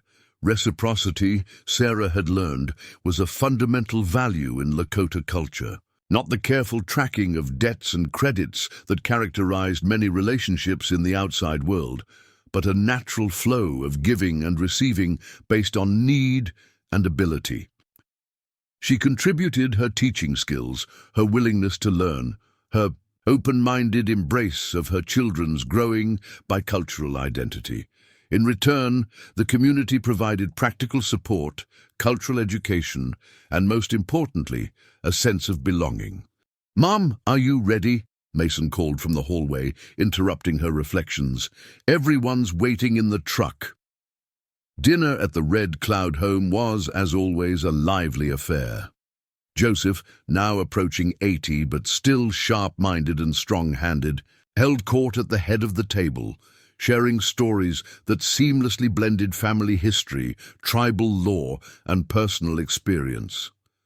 Ellen, her silver braids now streaked with white, moved between kitchen and dining room with the quiet efficiency of a woman who had been feeding large gatherings for decades. Margaret and Daniel's children, along with various cousins, nieces and nephews, created a constant buzz of conversation and laughter that filled the house. After the meal, as the children dispersed to various activities, a card game for the older ones, a puzzle on the living room floor for the younger set, Joseph beckoned Sarah to join him in his study, a small room lined with books, photographs, and traditional Lakota artifacts. "There's something I want to show you," he said, his voice carrying the slight raspiness of age, but still strong. From a drawer in his desk, he withdrew a small leather pouch, worn smooth by handling. "I've been waiting for the right time, and I think today, the anniversary of your husband's passing, is that time." Sarah sat in the chair he indicated, curiosity piqued. Joseph settled himself across from her and carefully opened the pouch, tipping its contents into his palm. A small item wrapped in what appeared to be soft buckskin, tied with sinew. "After Thomas Caldwell and I made our vow," Joseph explained, "he gave me this. He said it had been in his family for generations, a token of promises kept." Carefully, he unwrapped the object, revealing a silver coin, tarnished with age. "A Spanish real from the late 1700s. Thomas told me his great-great-grandfather received it from a Shawnee chief as part of a peace agreement between their families. It was passed down through the Caldwell line as a reminder of that first cross-cultural bond." Sarah stared at the coin, this tangible connection to Richard's ancestors, to a history she had never known existed. "Richard never mentioned anything like this," she said softly. Joseph nodded. "Thomas said the tradition had faded with time. His own father had given him the coin, but had lost the full story behind it. Thomas hoped that by entrusting it to me as part of our vow, the meaning might be preserved." His weathered fingers traced the worn design on the coin's surface. "Now I believe it should pass to you, to hold for your children, and eventually to be held by one of them for the generations that follow." The significance of the gesture was not lost on Sarah. Joseph was not simply returning an object that technically belonged to the Caldwell family line. He was formally acknowledging their place in a chain of connection that stretched back centuries and forward into an unseen future. "I'm honored," she said, her voice thick with emotion as Joseph pressed the small bundle into her palm. "I'll make sure the children understand its importance." Joseph's dark eyes, still keen despite his years, held hers steadily. "The coin itself is just metal," he said. "It's the story attached to it that matters, the understanding that promises between families can transcend time, distance, even cultural differences." He smiled slightly. "Consider it my gift to you on this day of remembrance." The significance of Joseph's gift stayed with Sarah long after they had returned home that night, the children full of food and stories, already looking forward to the next day's activities. After tucking them into bed, she sat at her small kitchen table, the unwrapped coin gleaming dully under the lamplight. The Spanish real represented something beyond its monetary value or even its historical significance. It was a symbol of continuity, of the unexpected ways lives could intertwine across generations. Thomas Caldwell could never have imagined that his granddaughter-in-law and great-grandchildren would one day be embraced by the family of the man, with whom he had shared blood and promise in a distant war. Yet here they were, living proof that some connections defied conventional understanding. A soft knock at the door roused Sarah from her thoughts. Opening it, she found Ellen standing on her porch, a shawl wrapped around her shoulders against the December chill. "May I come in?" the older woman asked. "I saw your light was still on." Sarah welcomed her inside, putting on the kettle for tea as Ellen settled at the table. The Lakota elder noticed the coin immediately, picking it up with careful fingers. "Joseph, "Showed you the Caldwell token," she said. "Not a question, but a statement." Sarah nodded. "He said it was time for it to return to my family, to hold for future generations." Ellen smiled, returning the coin to the table. "My father has been thinking about legacy lately. His 80th birthday approaches, and although he is still strong, he feels the weight of years. He wants to ensure that certain things are in order." The tea kettle whistled, and Sarah prepared 2 mugs, bringing them to the table along with honey and cream. Ellen doctored hers liberally, a sweet tooth being one of her few indulgences. "There's something I've been meaning to discuss with you," Ellen said after taking an appreciative sip. "Something about your daughter Chloe." Sarah felt a small flutter of concern. "Is everything all right?" Ellen's smile was reassuring. "More than all right. You've noticed, I'm sure, how Chloe and I have a special connection." Sarah nodded. The bond between her youngest child and the Lakota elder had been evident from nearly the beginning, strengthening over the past year into something that sometimes left Sarah feeling a twinge of, not jealousy exactly, but perhaps wistfulness. "Chloe has the gift," Ellen said simply. "The same gift that allowed me to see you in the Badlands before anyone knew you were there. The gift of dreaming is true." Sarah's hands tightened around her mug. "What exactly does that mean?" Ellen's expression grew thoughtful. "Among our people, certain individuals are born with the ability to see beyond the veil that separates this world from the spirit world.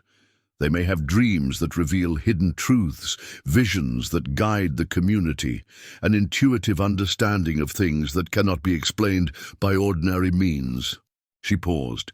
"It is a sacred responsibility, one that requires guidance to develop properly. And you think Chloe has this ability?" Sarah wasn't sure how to process this information. Their life on the reservation had exposed her and her children to spiritual beliefs and practices very different from the moderate Protestantism they had nominally observed in Ohio. While Sarah had approached these differences with an open mind, actually applying such concepts to her own child was another matter. "I know she does," Ellen said with quiet certainty. "She has told me of her dreams, things she couldn't possibly know through ordinary means. Just last week she described to me in detail a place on the reservation that she has never visited, a sacred site known only to a few elders. When I asked how she knew of it, she said she had dreamed of a woman who took her there and taught her a song." Sarah recalled how Chloe had always had vivid dreams, even as a toddler. Richard had called her their little mystic, amused by the strange and detailed stories she would tell upon waking. But Sarah had always attributed this to an active imagination, not to any supernatural ability. "What does this mean for her?" Sarah asked, trying to keep her voice steady. "If what you're saying is true," Ellen reached across the table to cover Sarah's hand with her own, "it means she has a gift that should be nurtured, not suppressed. It means she may have a role to play in this community as she grows older. And it means that, with your permission, I would like to begin teaching her our ways of understanding and working with such gifts." Sarah took a deep breath, organizing her thoughts. "I appreciate you coming to me with this, Ellen. I really do, but I need to think about it. This is, well, it's not something I ever expected to be discussing about my daughter." Ellen nodded, understanding in her eyes. "Of course, take all the time you need. The gift doesn't disappear if it's not immediately acknowledged. It simply waits." She sipped her tea thoughtfully. "But I will say this. In our tradition, such abilities are seen as a blessing, a responsibility to the community. Chloe would not be burdened by this knowledge, but rather empowered by it." After Ellen left, Sarah found herself too restless for sleep. She bundled up against the cold and stepped outside, looking up at the vast expanse of stars visible above the reservation, far from the light pollution of larger towns and cities. The past year had required her to reconsider so many of her assumptions about the world and her place in it. The very fact that she and her children were alive was due to what many would call a miracle. Ellen's prophetic dream that had sent the red clouds searching for strangers in the vast wilderness of the Badlands. Could she dismiss the possibility that her youngest daughter shared this gift? Moreover, did she have the right to deny Chloe access to teachings that might help her understand abilities she already possessed? Sarah thought about how lost she herself had felt in those early days on the reservation, struggling to navigate cultural differences without guidance. The red clouds had patiently helped her find her way. Could she do less for her own daughter? The next morning, Sarah woke with clarity. After getting the older children off to school, she kept Chloe home, telling her they were going to visit Ellen. "Is it about my dreams?" Chloe asked, with the direct simplicity of a 5-year-old. Sarah looked at her daughter in surprise. "Yes, sweetheart. How did you know?" Chloe shrugged, pulling on her winter boots. "I dreamed Ellen was telling you about them. She says I have a gift, like her." The matter-of-fact way Chloe stated this confirmed for Sarah that she was making the right decision. Clearly, her daughter was already aware of her unique perception of the world. Better she should understand it within a framework of wisdom and tradition than be left to interpret it alone. Ellen was not surprised to see them when they arrived at her door. "I had a feeling you'd be coming today," she said with a smile, ushering them inside out of the cold. To Chloe, she said, "Your mother and I need to talk for a bit. Would you like to help Joseph in his workshop? He's carving a new pipe and could use a helper." Chloe nodded eagerly. She adored Joseph and was fascinated by his traditional crafts. As she scampered off to the back of the house where Joseph maintained his small workshop, Ellen led Sarah to the kitchen, always the heart of the Red Cloud home. "You've decided," Ellen stated as she put on the kettle. "Not a question, but a recognition," Sarah nodded. "I want to understand more about what this means for Chloe. But yes, I've decided that if she has this gift, she should be taught how to use it properly." Relief and approval mingled in Ellen's expression. "Thank you for trusting me with this. I know it cannot be easy to accept something so outside your own experience." "A year ago, I would have dismissed the whole idea," Sarah admitted. "But after everything that's happened, your dream that led you to us, Daniel hearing my voice in the quarry when I was nowhere near, I can't simply reject the possibility that there are ways of knowing beyond what I was taught to believe." Ellen poured the hot water into a teapot, adding herbs from a small jar on the counter.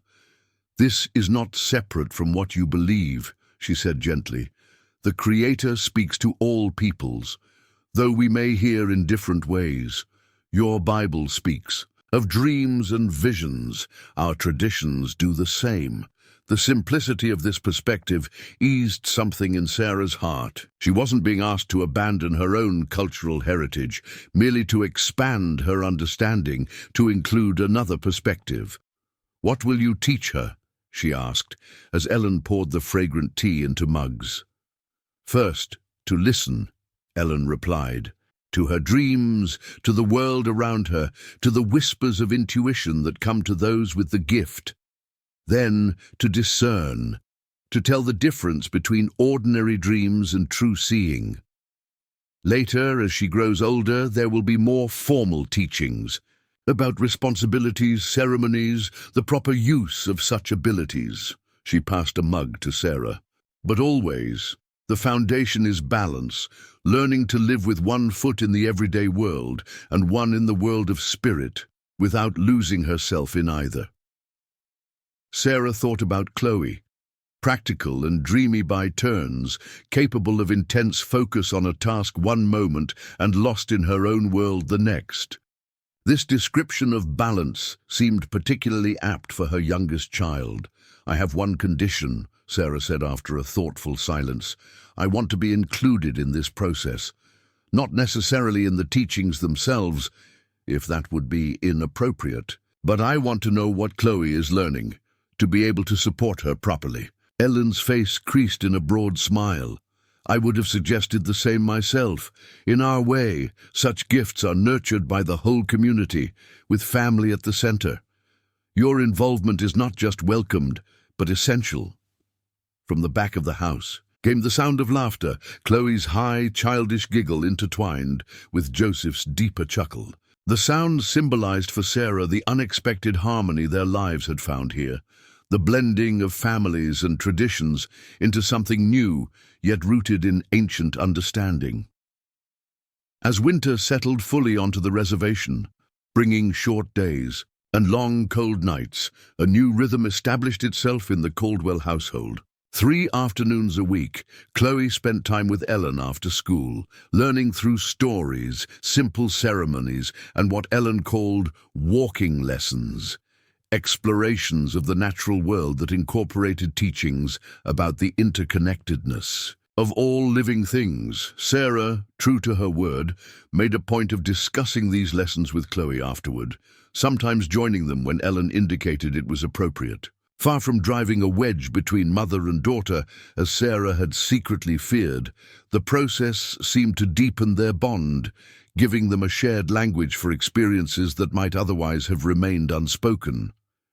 The older children, while not directly involved in Chloe's special education, absorbed the broader cultural context through their friendships, school activities, and participation in community events. Mason, in particular, had taken to Lakota traditions with unexpected enthusiasm, learning beadwork from Joseph's brother and practicing the language with Michael whenever they were together. One evening, as Sarah watched Mason carefully crafting a beaded bracelet for Emma's upcoming birthday, she reflected on how far they had all come from those desperate days a year ago. The ancient vow between 2 soldiers had not only saved their lives, but had given them a new home, a broader family, and a deeper understanding of what it meant to belong. The Spanish reel, now kept in a small cedar box on her dresser, served as a tangible reminder of this unexpected journey. Like the coin itself, the Caldwell family had been transformed, not by losing their original identity, but by allowing it to be enriched by new connections, new understandings, and the knowledge that some promises transcend time, space, and even death itself. Outside, snow began to fall, soft flakes catching the light from the windows and glittering like stars against the darkening sky. Inside, surrounded by the sounds of her children, Emma practicing a song she'd learned at school, Liam explaining a math concept to Mason, Chloe humming softly as she drew pictures of her dreams. Sarah felt a sense of completeness that she had feared was lost forever. The Badlands had nearly claimed them, but instead had led them to this unexpected sanctuary. The ancient vow had saved them, but it was the daily living of its principles that continued to transform their lives. And as the winter deepened around their small house, Sarah knew with quiet certainty that they were exactly where they were, meant to be, claimed by promise, held by the community, home at last. Summer spread across Pine Ridge Reservation like a warm blanket, bringing lush green to the rolling hills and a riot of wildflowers to the meadows. 2.5 years had passed since the Caldwells had been rescued from the Badlands, and with each season their roots had grown deeper into this land and its people. Sarah stood on the front porch of their house, no longer the small house, but simply home, watching as a pickup truck kicked up dust along the road. Behind her, the sounds of preparation filled the air. Emma and Liam arguing good-naturedly over whose turn it was to carry the cooler, Mason's deeper voice calling out a last-minute checklist of items, and Chloe, now 7, singing softly to herself as she packed her special bag of treasures for the day's outing. The annual Red Cloud family picnic was a tradition that stretched back generations, a day when all branches of the family gathered at a sacred spot along the White River for food, games, storytelling, and renewal of familial bonds. This would be the third such picnic the Caldwells had attended, but the first where Sarah felt fully at ease, no longer a guest, but a recognized part of the extended family circle. The truck pulled into the driveway, and Michael Red Cloud, now 18 and recently graduated from high school, hopped out with the easy grace of youth. In the fall, he would be heading to college in Rapid City, the first in his immediate family to pursue higher education, a source of immense pride for Margaret and Daniel. "Morning, Miss Caldwell," he called, then grinned at the look she gave. Him. "Sorry, Sarah, old habits."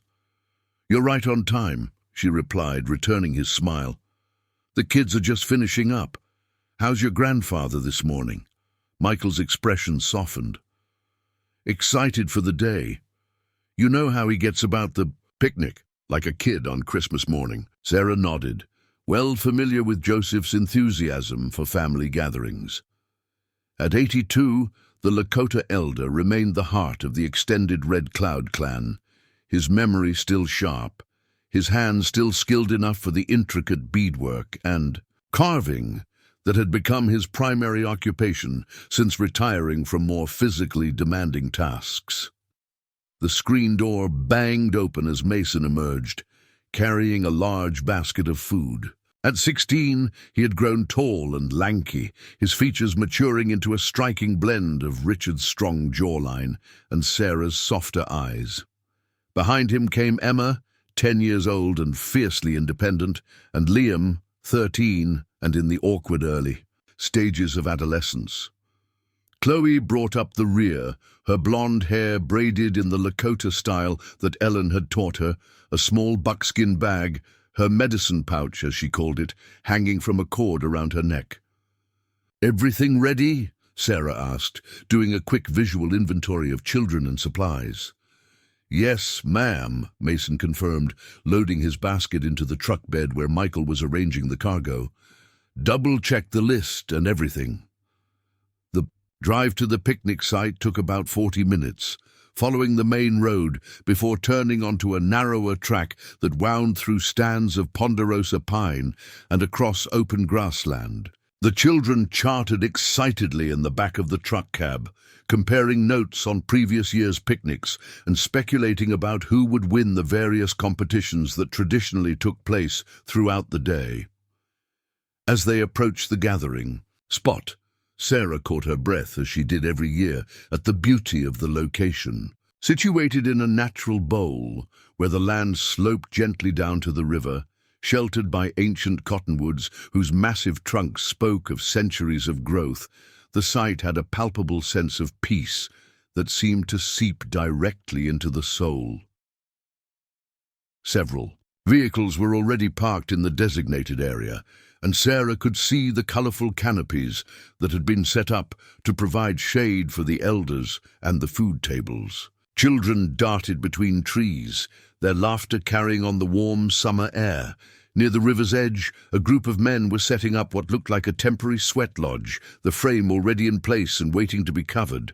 Michael parked beside his parents' truck, and the Caldwell children piled out, eager to join their cousins and friends.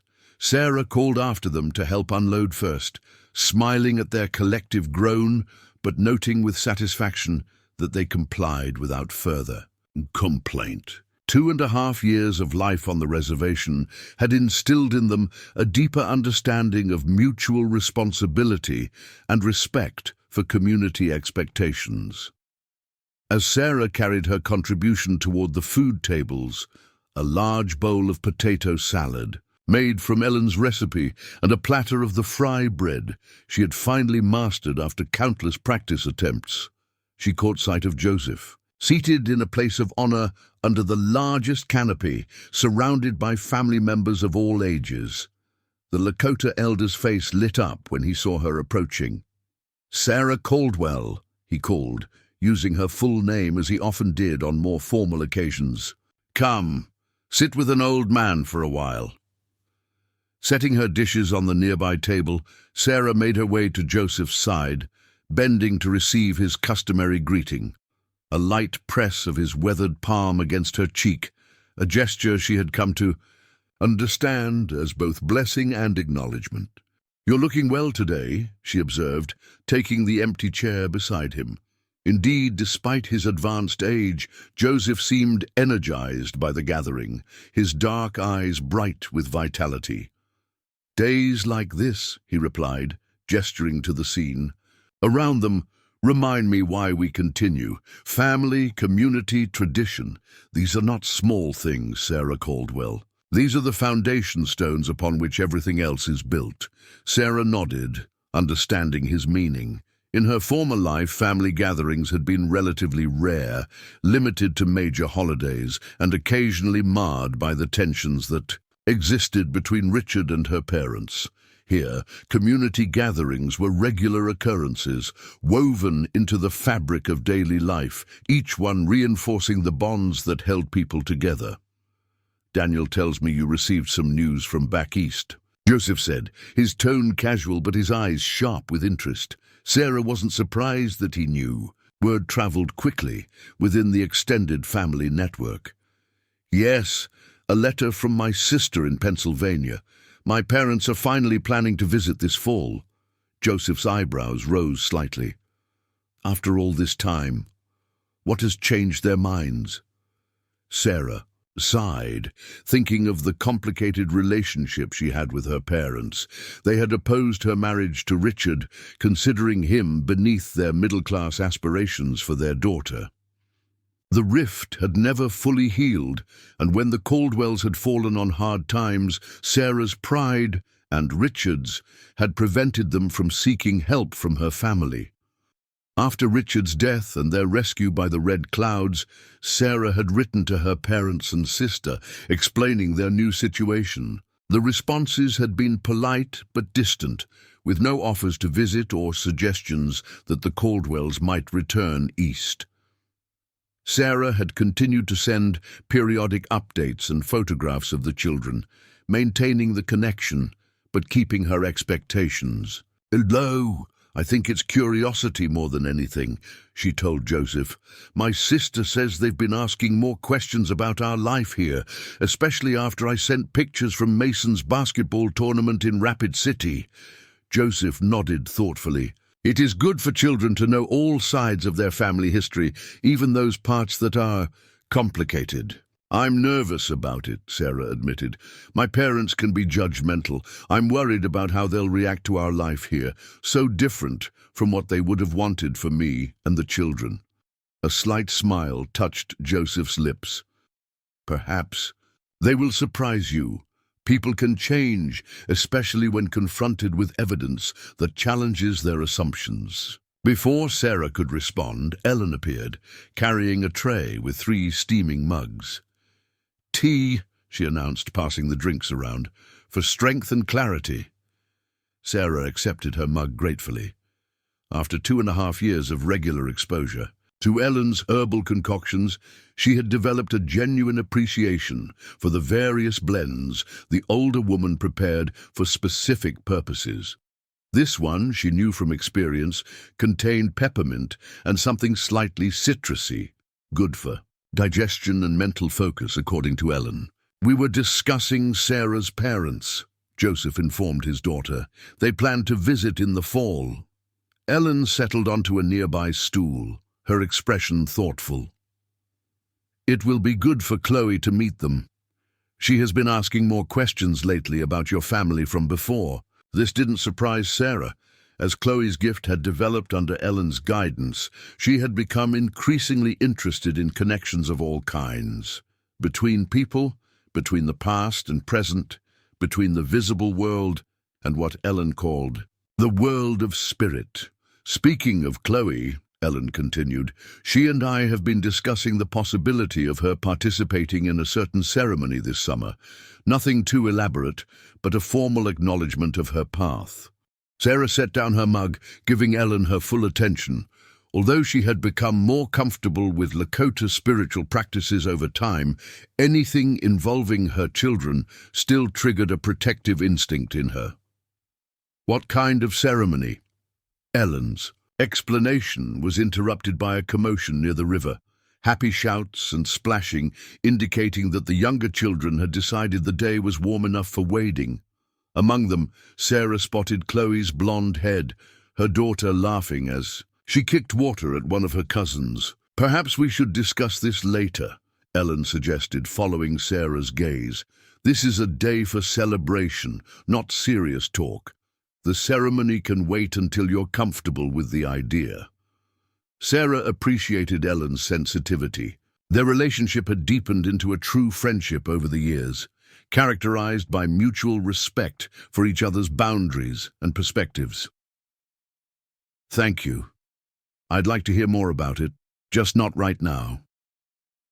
The day unfolded in a rhythm that had become familiar to Sarah: food shared communally, games organized by age group, quiet conversations among the elders, music and dancing as the afternoon progressed. The Caldwell children moved through these activities with the ease of practice, no longer tentative guests, but active participants. Sarah watched with pride as Mason joined a group of young men for a traditional stick game, his movements confident, as he responded to the shouted encouragement of Daniel and other male relatives. Emma and Liam had found their own niches, Emma helping to mind the youngest children, showing early signs of the teacher Sarah had once been. Liam acting as unofficial scorekeeper for the various competitions, his meticulous nature suited to the task. And Chloe, Sarah caught glimpses of her youngest throughout the day, sometimes playing normal childhood games, other times sitting quietly with Ellen or one of the other female elders, absorbing teachings that Sarah only partially understood. There was a duality to Chloe's existence now, a foot in two worlds, just as Ellen had described years ago. As evening approached and the air began to cool, the gathering shifted into its more ceremonial phase. Logs were arranged for a bonfire. Food was cleared away, and people began to settle into a large circle, with Joseph and the other elders positioned at what Sarah had learned was the western point. Daniel approached Sarah as she helped pack away the last of the dishes. "There's something special planned for tonight," he said, his usually stoic expression softening with what looked like anticipation. "Joseph asked me to make sure you and the children are sitting near him when it begins." Curiosity piqued. Sarah gathered her family and guided them to the indicated spot in the circle, near enough to Joseph to see the intricate beadwork on his ceremonial vest and the eagle feather secured in his grey hair. As darkness fell and the bonfire was lit, Raymond White Eagle, now serving as the reservation's primary spiritual leader, following the passing of his predecessor, moved to the center of the circle. In both Lakota and English, he offered prayers of gratitude for the day, for the food shared, for the continuing life of the community. Then, to Sarah's surprise, Joseph rose from his seat, assisted by Daniel and Margaret's oldest son. The elder made his way to the center with slow, deliberate steps, his bearing regal despite his age. Raymond handed him a ceremonial pipe, and Joseph turned to face the western quarter of the circle. "3 winters ago," Joseph began, his voice carrying clearly in the evening air, "a promise made long ago was fulfilled when the family of Thomas Caldwell was brought into the circle of the Red Cloud family." He paused, his gaze finding Sarah and her children. "Today we formalize what has grown naturally over these years." From a pouch at his waist, Joseph withdrew something small that gleamed in the firelight. The Spanish reel, the token of promises kept, which he had given to Sarah on the first anniversary of Richard's death. "In our way," Joseph continued, "adoption into a family is a sacred act, recognized by the community and blessed by the ancestors. Sarah Caldwell and her children, Mason, Emma, Liam, and Chloe, have lived among us, learned our ways, shared our joys and sorrows. The ancient vow between myself and Thomas Caldwell brought them to us in their time of need. But it is love, respect, and shared life that makes them family in truth." Sarah felt tears welling in her eyes as Joseph spoke. Beside her, Mason sat, straighter, his young face solemn with the gravity of the moment. Emma and Liam exchanged quick glances, sensing the importance of what was happening. Chloe, seated on Sarah's other side, slipped her small hand into her mother's, her expression serene as if she had expected this all along. "Therefore," Joseph announced, "with the blessing of the elders and the witness of this community, I, Joseph, Red Cloud, declare the Caldwell family to be of my blood, to be recognized as Red Clouds in all ways that matter, while honoring the name and lineage they carry." A murmur of approval ran through the assembled group. Raymond stepped forward again, taking the pipe from Joseph and offering prayers in Lakota that Sarah could not fully understand, but whose meaning she felt deeply in her heart. When the prayers were complete, Joseph beckoned the Caldwells forward. One by one he placed a hand on their heads, Mason first as the eldest son, then Emma and Liam, Chloe next, and finally Sarah, who knelt before him with tears now flowing freely down her cheeks. "You are Red Cloud," he said to each of them, and Caldwell, both together in balance. After the ceremony, as people began to disperse toward their vehicles or the camping areas set up for those staying overnight, Margaret approached Sarah, enfolding her in a tight embrace. "Now it's official," she said, her voice thick with emotion. "Though in our hearts, you've been family since that first night when Ellen dreamed of you." Sarah could only nod, still processing the significance of what had just occurred. She had come to love and respect the Red Clouds, to appreciate the place they had made for her family in their lives. But this formal adoption, conducted before the entire community, elevated that connection to a new level. Later, as she tucked her children into their sleeping bags in the tent they would share for the night, each one reacted in character to the evening's events. "Does this mean I'm Lakota now?" Emma asked, practical as always, wanting to define the parameters of this new status. "Not exactly," Sarah explained. "You're still who you've always been, Emma Caldwell, with all the history and heritage that comes with that name. But you're also now recognized as part of the Red Cloud family, with all the history and heritage that comes with that connection." "Like being adopted," Liam reasoned, "but we keep our own name too." "Precisely," Sarah agreed. "It's an addition, not a replacement." Mason, who had been unusually quiet since the ceremony, finally spoke. "Dad would be proud," he said softly, "to know that we found another family who cares about us so much. He always wanted us to be surrounded by people who would look out for us." The simple truth of this observation hit Sarah with unexpected force. Richard had indeed prioritized family connections, albeit in his own, sometimes awkward way. He would have been genuinely grateful to know that the Red Clouds had taken in his widow and children, offering them not just physical safety, but a sense of belonging and purpose. "Yes," she managed to say past the lump in her throat, "I think he would be." Chloe, who had been half asleep but listening nonetheless, murmured drowsily, "Daddy knows. He visits sometimes in my dreams. He's happy we're here." The matter-of-fact way she delivered this statement, so typical of Chloe's approach to her gift, brought a fresh wave of emotion to Sarah. Whether her daughter's dreams were literal visitations or symbolic representations of subconscious processing, the comfort they provided was real. "Sleep now," Sarah told her children, kissing each one goodnight. "Tomorrow we'll help with the cleanup and then head home." Home. The word had such a different meaning now than it had 3 years ago, when home was a rented house in Ohio that they could barely afford, a place of growing tension and uncertainty. Now home was a small but sturdy house on Pine Ridge Reservation, surrounded by a community that had claimed them as their own, rooted in traditions that stretched back centuries.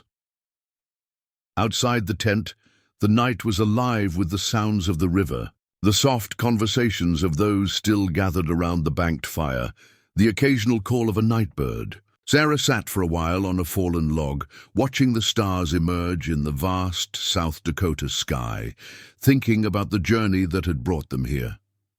From the desperate flight west after Richard lost his job, to his tragic death from pneumonia, to their near-fatal stranding in the Badlands, each step, however painful at the time, had led them inexorably to this place, this moment, this new definition of family. The Spanish reel, now returned to her keeping after its ceremonial use, rested in her pocket. Sarah reached for it, feeling its weight and solidity, the tangible symbol of an intangible bond. Thomas Caldwell and Joseph Red Cloud, two young men who had saved each other's lives in a distant war, could never have imagined how their vow would reverberate through the generations, creating a bridge between their descendants that transcended cultural differences, geographical distance, even the passage of time itself. Ellen's voice came to her through the darkness. "Mind if I join you?" Sarah patted the log beside her, and the Lakota elder settled herself with the slight stiffness of advancing age. For a time, they sat in comfortable silence, the kind possible only between those who have come to understand each other deeply. "When I first dreamed of you," Ellen said finally, "I saw only the immediate need, a mother and children in danger requiring rescue. I didn't see all that would follow." She smiled in the darkness. "The Creator's plans are always larger than our own understanding." Sarah nodded, thinking of how completely her life had been transformed. "If someone had told me 3 years ago that I would be living on a reservation, officially adopted into a Lakota family, with my youngest daughter being trained in traditional spirituality." She let the sentence trail off, the implausibility of it all still sometimes striking her anew. "Life seldom follows the paths we imagine for ourselves," Ellen agreed, "but sometimes the unexpected paths lead to exactly where we need to be." As if to punctuate this observation, a shooting star blazed briefly across the night sky, drawing exclamations of delight from those who happened to be looking up at that moment. Sarah thought of her parents' upcoming visit, of the challenge it would present to her newfound sense of belonging. Would they be able to understand the path her life had taken? Would they see the strength and resilience her children had developed through their immersion in this dual cultural heritage? Or would they judge, finding fault with choices they wouldn't have made themselves? "One day at a time," Ellen said softly, as if reading her thoughts. "Each sunrise brings its own gifts and challenges." Sarah smiled, recognizing one of Ellen's favorite sayings, a reminder to stay present rather than borrowing trouble from an uncertain future. "You're right, as usual," the elder chuckled. "Not always, but often enough to be worth listening to occasionally." Together they watched the stars wheel slowly overhead, two women from different worlds now bound by shared experience, mutual respect, and the ancient vow that had brought their families together against all odds. Tomorrow would bring its own tasks and decisions. The future would unfold in ways impossible to predict. But tonight, under the vast South Dakota sky, Sarah Caldwell, now also Sarah Red Cloud in the eyes of this community, felt a peace that transcends understanding, a certainty that whatever came next, they would face it as they had faced everything. Since that desperate day in the Badlands, together as family.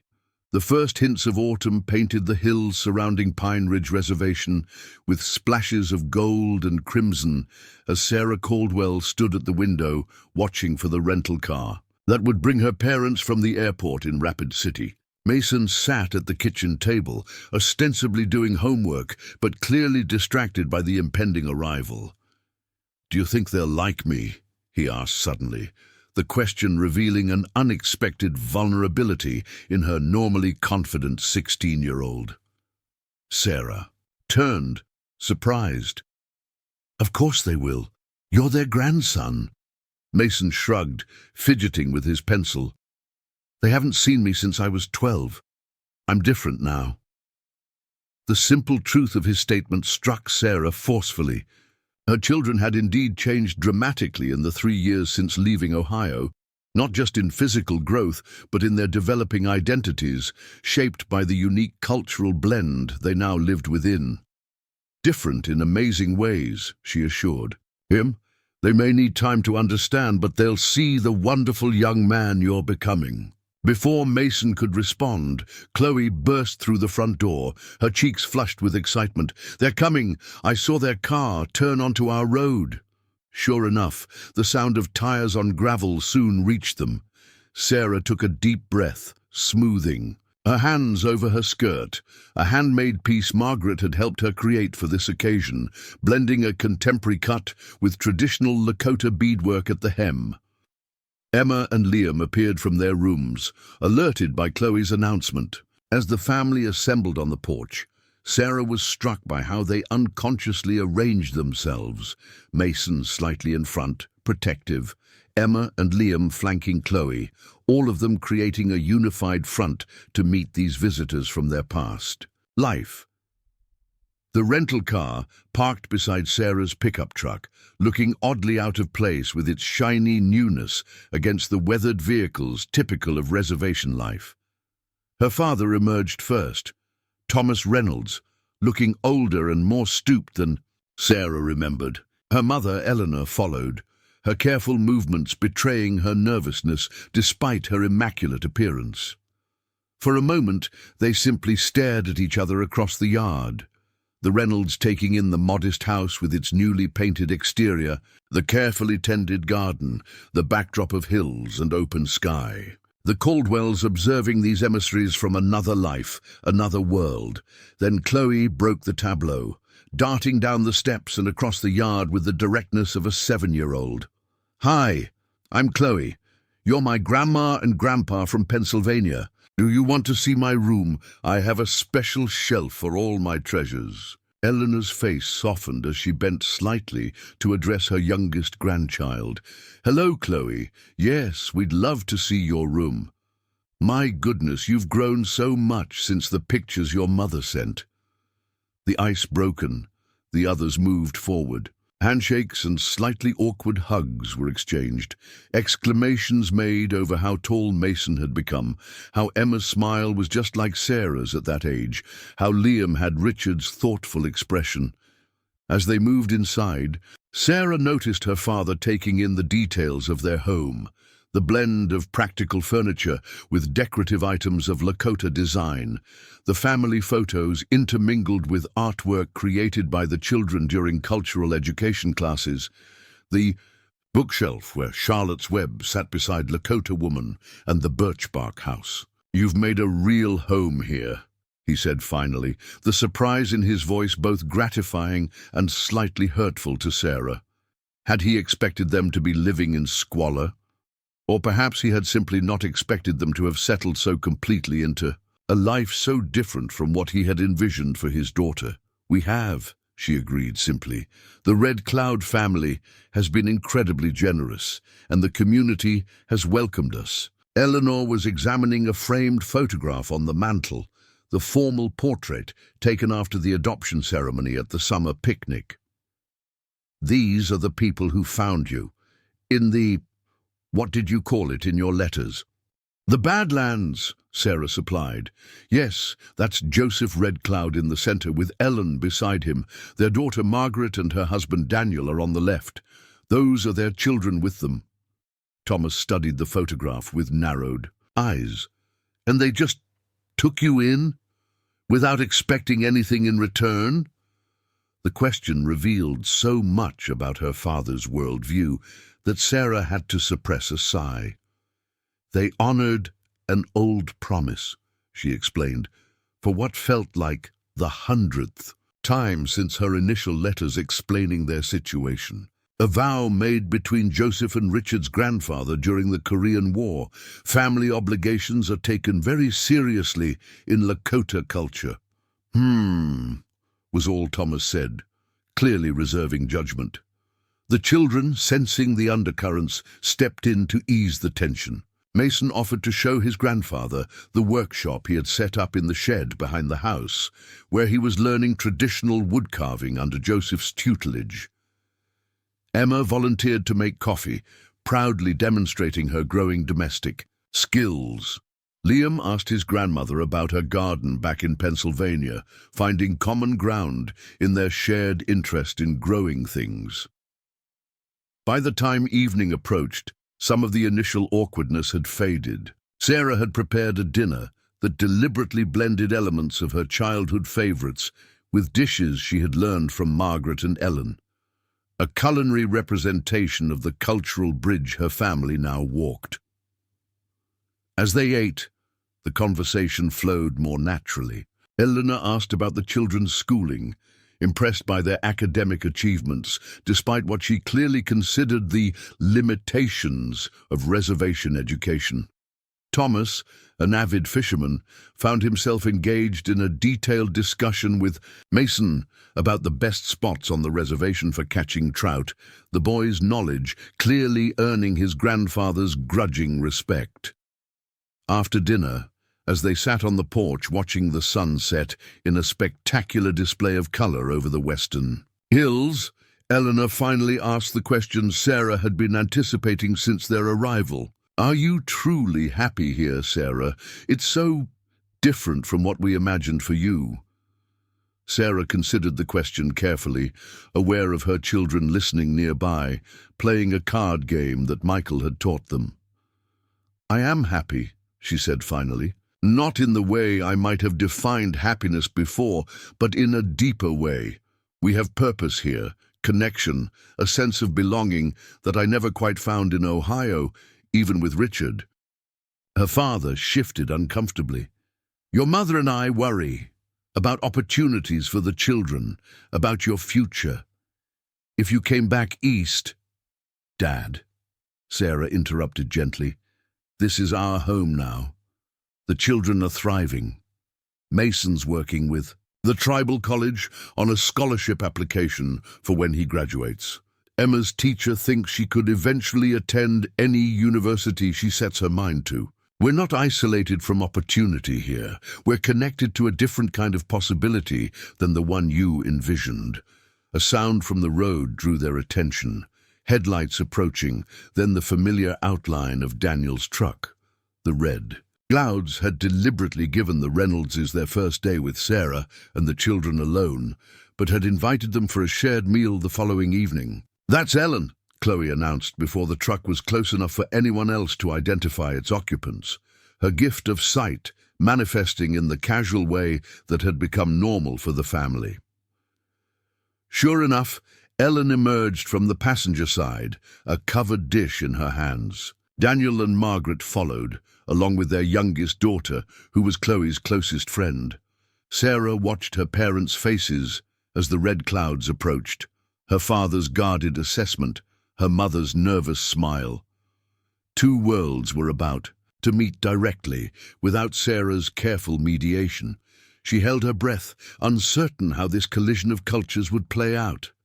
Ellen, with her unerring instinct for emotional undercurrents, took the lead. Rather than waiting for introductions, she walked directly to Eleanor, extending the dish with a warm smile. "Wild berry pudding," she said simply. "Sarah mentioned it was a favorite from your family recipes. I hope my version meets with your approval." The gesture, so thoughtful, so perfectly calibrated to acknowledge Eleanor's place in Sarah's history while offering connection in the present, visibly touched her mother. "That's very kind," Eleanor managed, accepting the dish with hands that trembled slightly. "It was my mother's recipe, actually. I'm surprised Sarah remembered." "Mothers and daughters," Ellen said with quiet understanding. "The bond remains, even across distance and difference." In that moment of genuine connection between the two older women, Sarah glimpsed the possibility of a future where the disparate pieces of her life might coexist, not seamlessly perhaps, but with mutual respect and recognition. Later that night, after the red clouds had departed and her parents had retired to the guest room prepared for them, Sarah stepped outside alone, needing a moment to process the complex emotions of the day. The night sky spread above her, a vast canvas of stars undiminished by city lights. Somewhere in that infinite expanse, she liked to think Richard was watching, seeing the family they had created continuing to grow and change in ways neither of them could have imagined. The Spanish real coin hung from a leather cord around her neck now, a gift from Joseph after the adoption ceremony. Its weight against her skin reminded her of the unexpected journey that had brought them here, the ancient vow that had saved their lives, and the new promises they had made to this land and its people, from starving in the Badlands to becoming part of an extended family that stretched back generations on this land. The transformation still sometimes felt impossible to comprehend. Yet here they were, the Caldwells and the Red Clouds, bound together by promise and necessity, by shared experience and growing love, creating something new from the wisdom of the old. As a coyote called in the distance, its voice rising toward the stars, Sarah whispered a prayer of gratitude to whatever forces had guided them here, for the ancient vow that had saved them, for the new vows that sustained them, and for the infinite possibilities that lay ahead as their story continued to unfold. Up next, you've got 2 more standout stories right on your screen. If this one hits the mark, you won't want to pass these up. Just click and check them out. And don't forget to subscribe and turn on the notification bell so you don't miss any upload from us.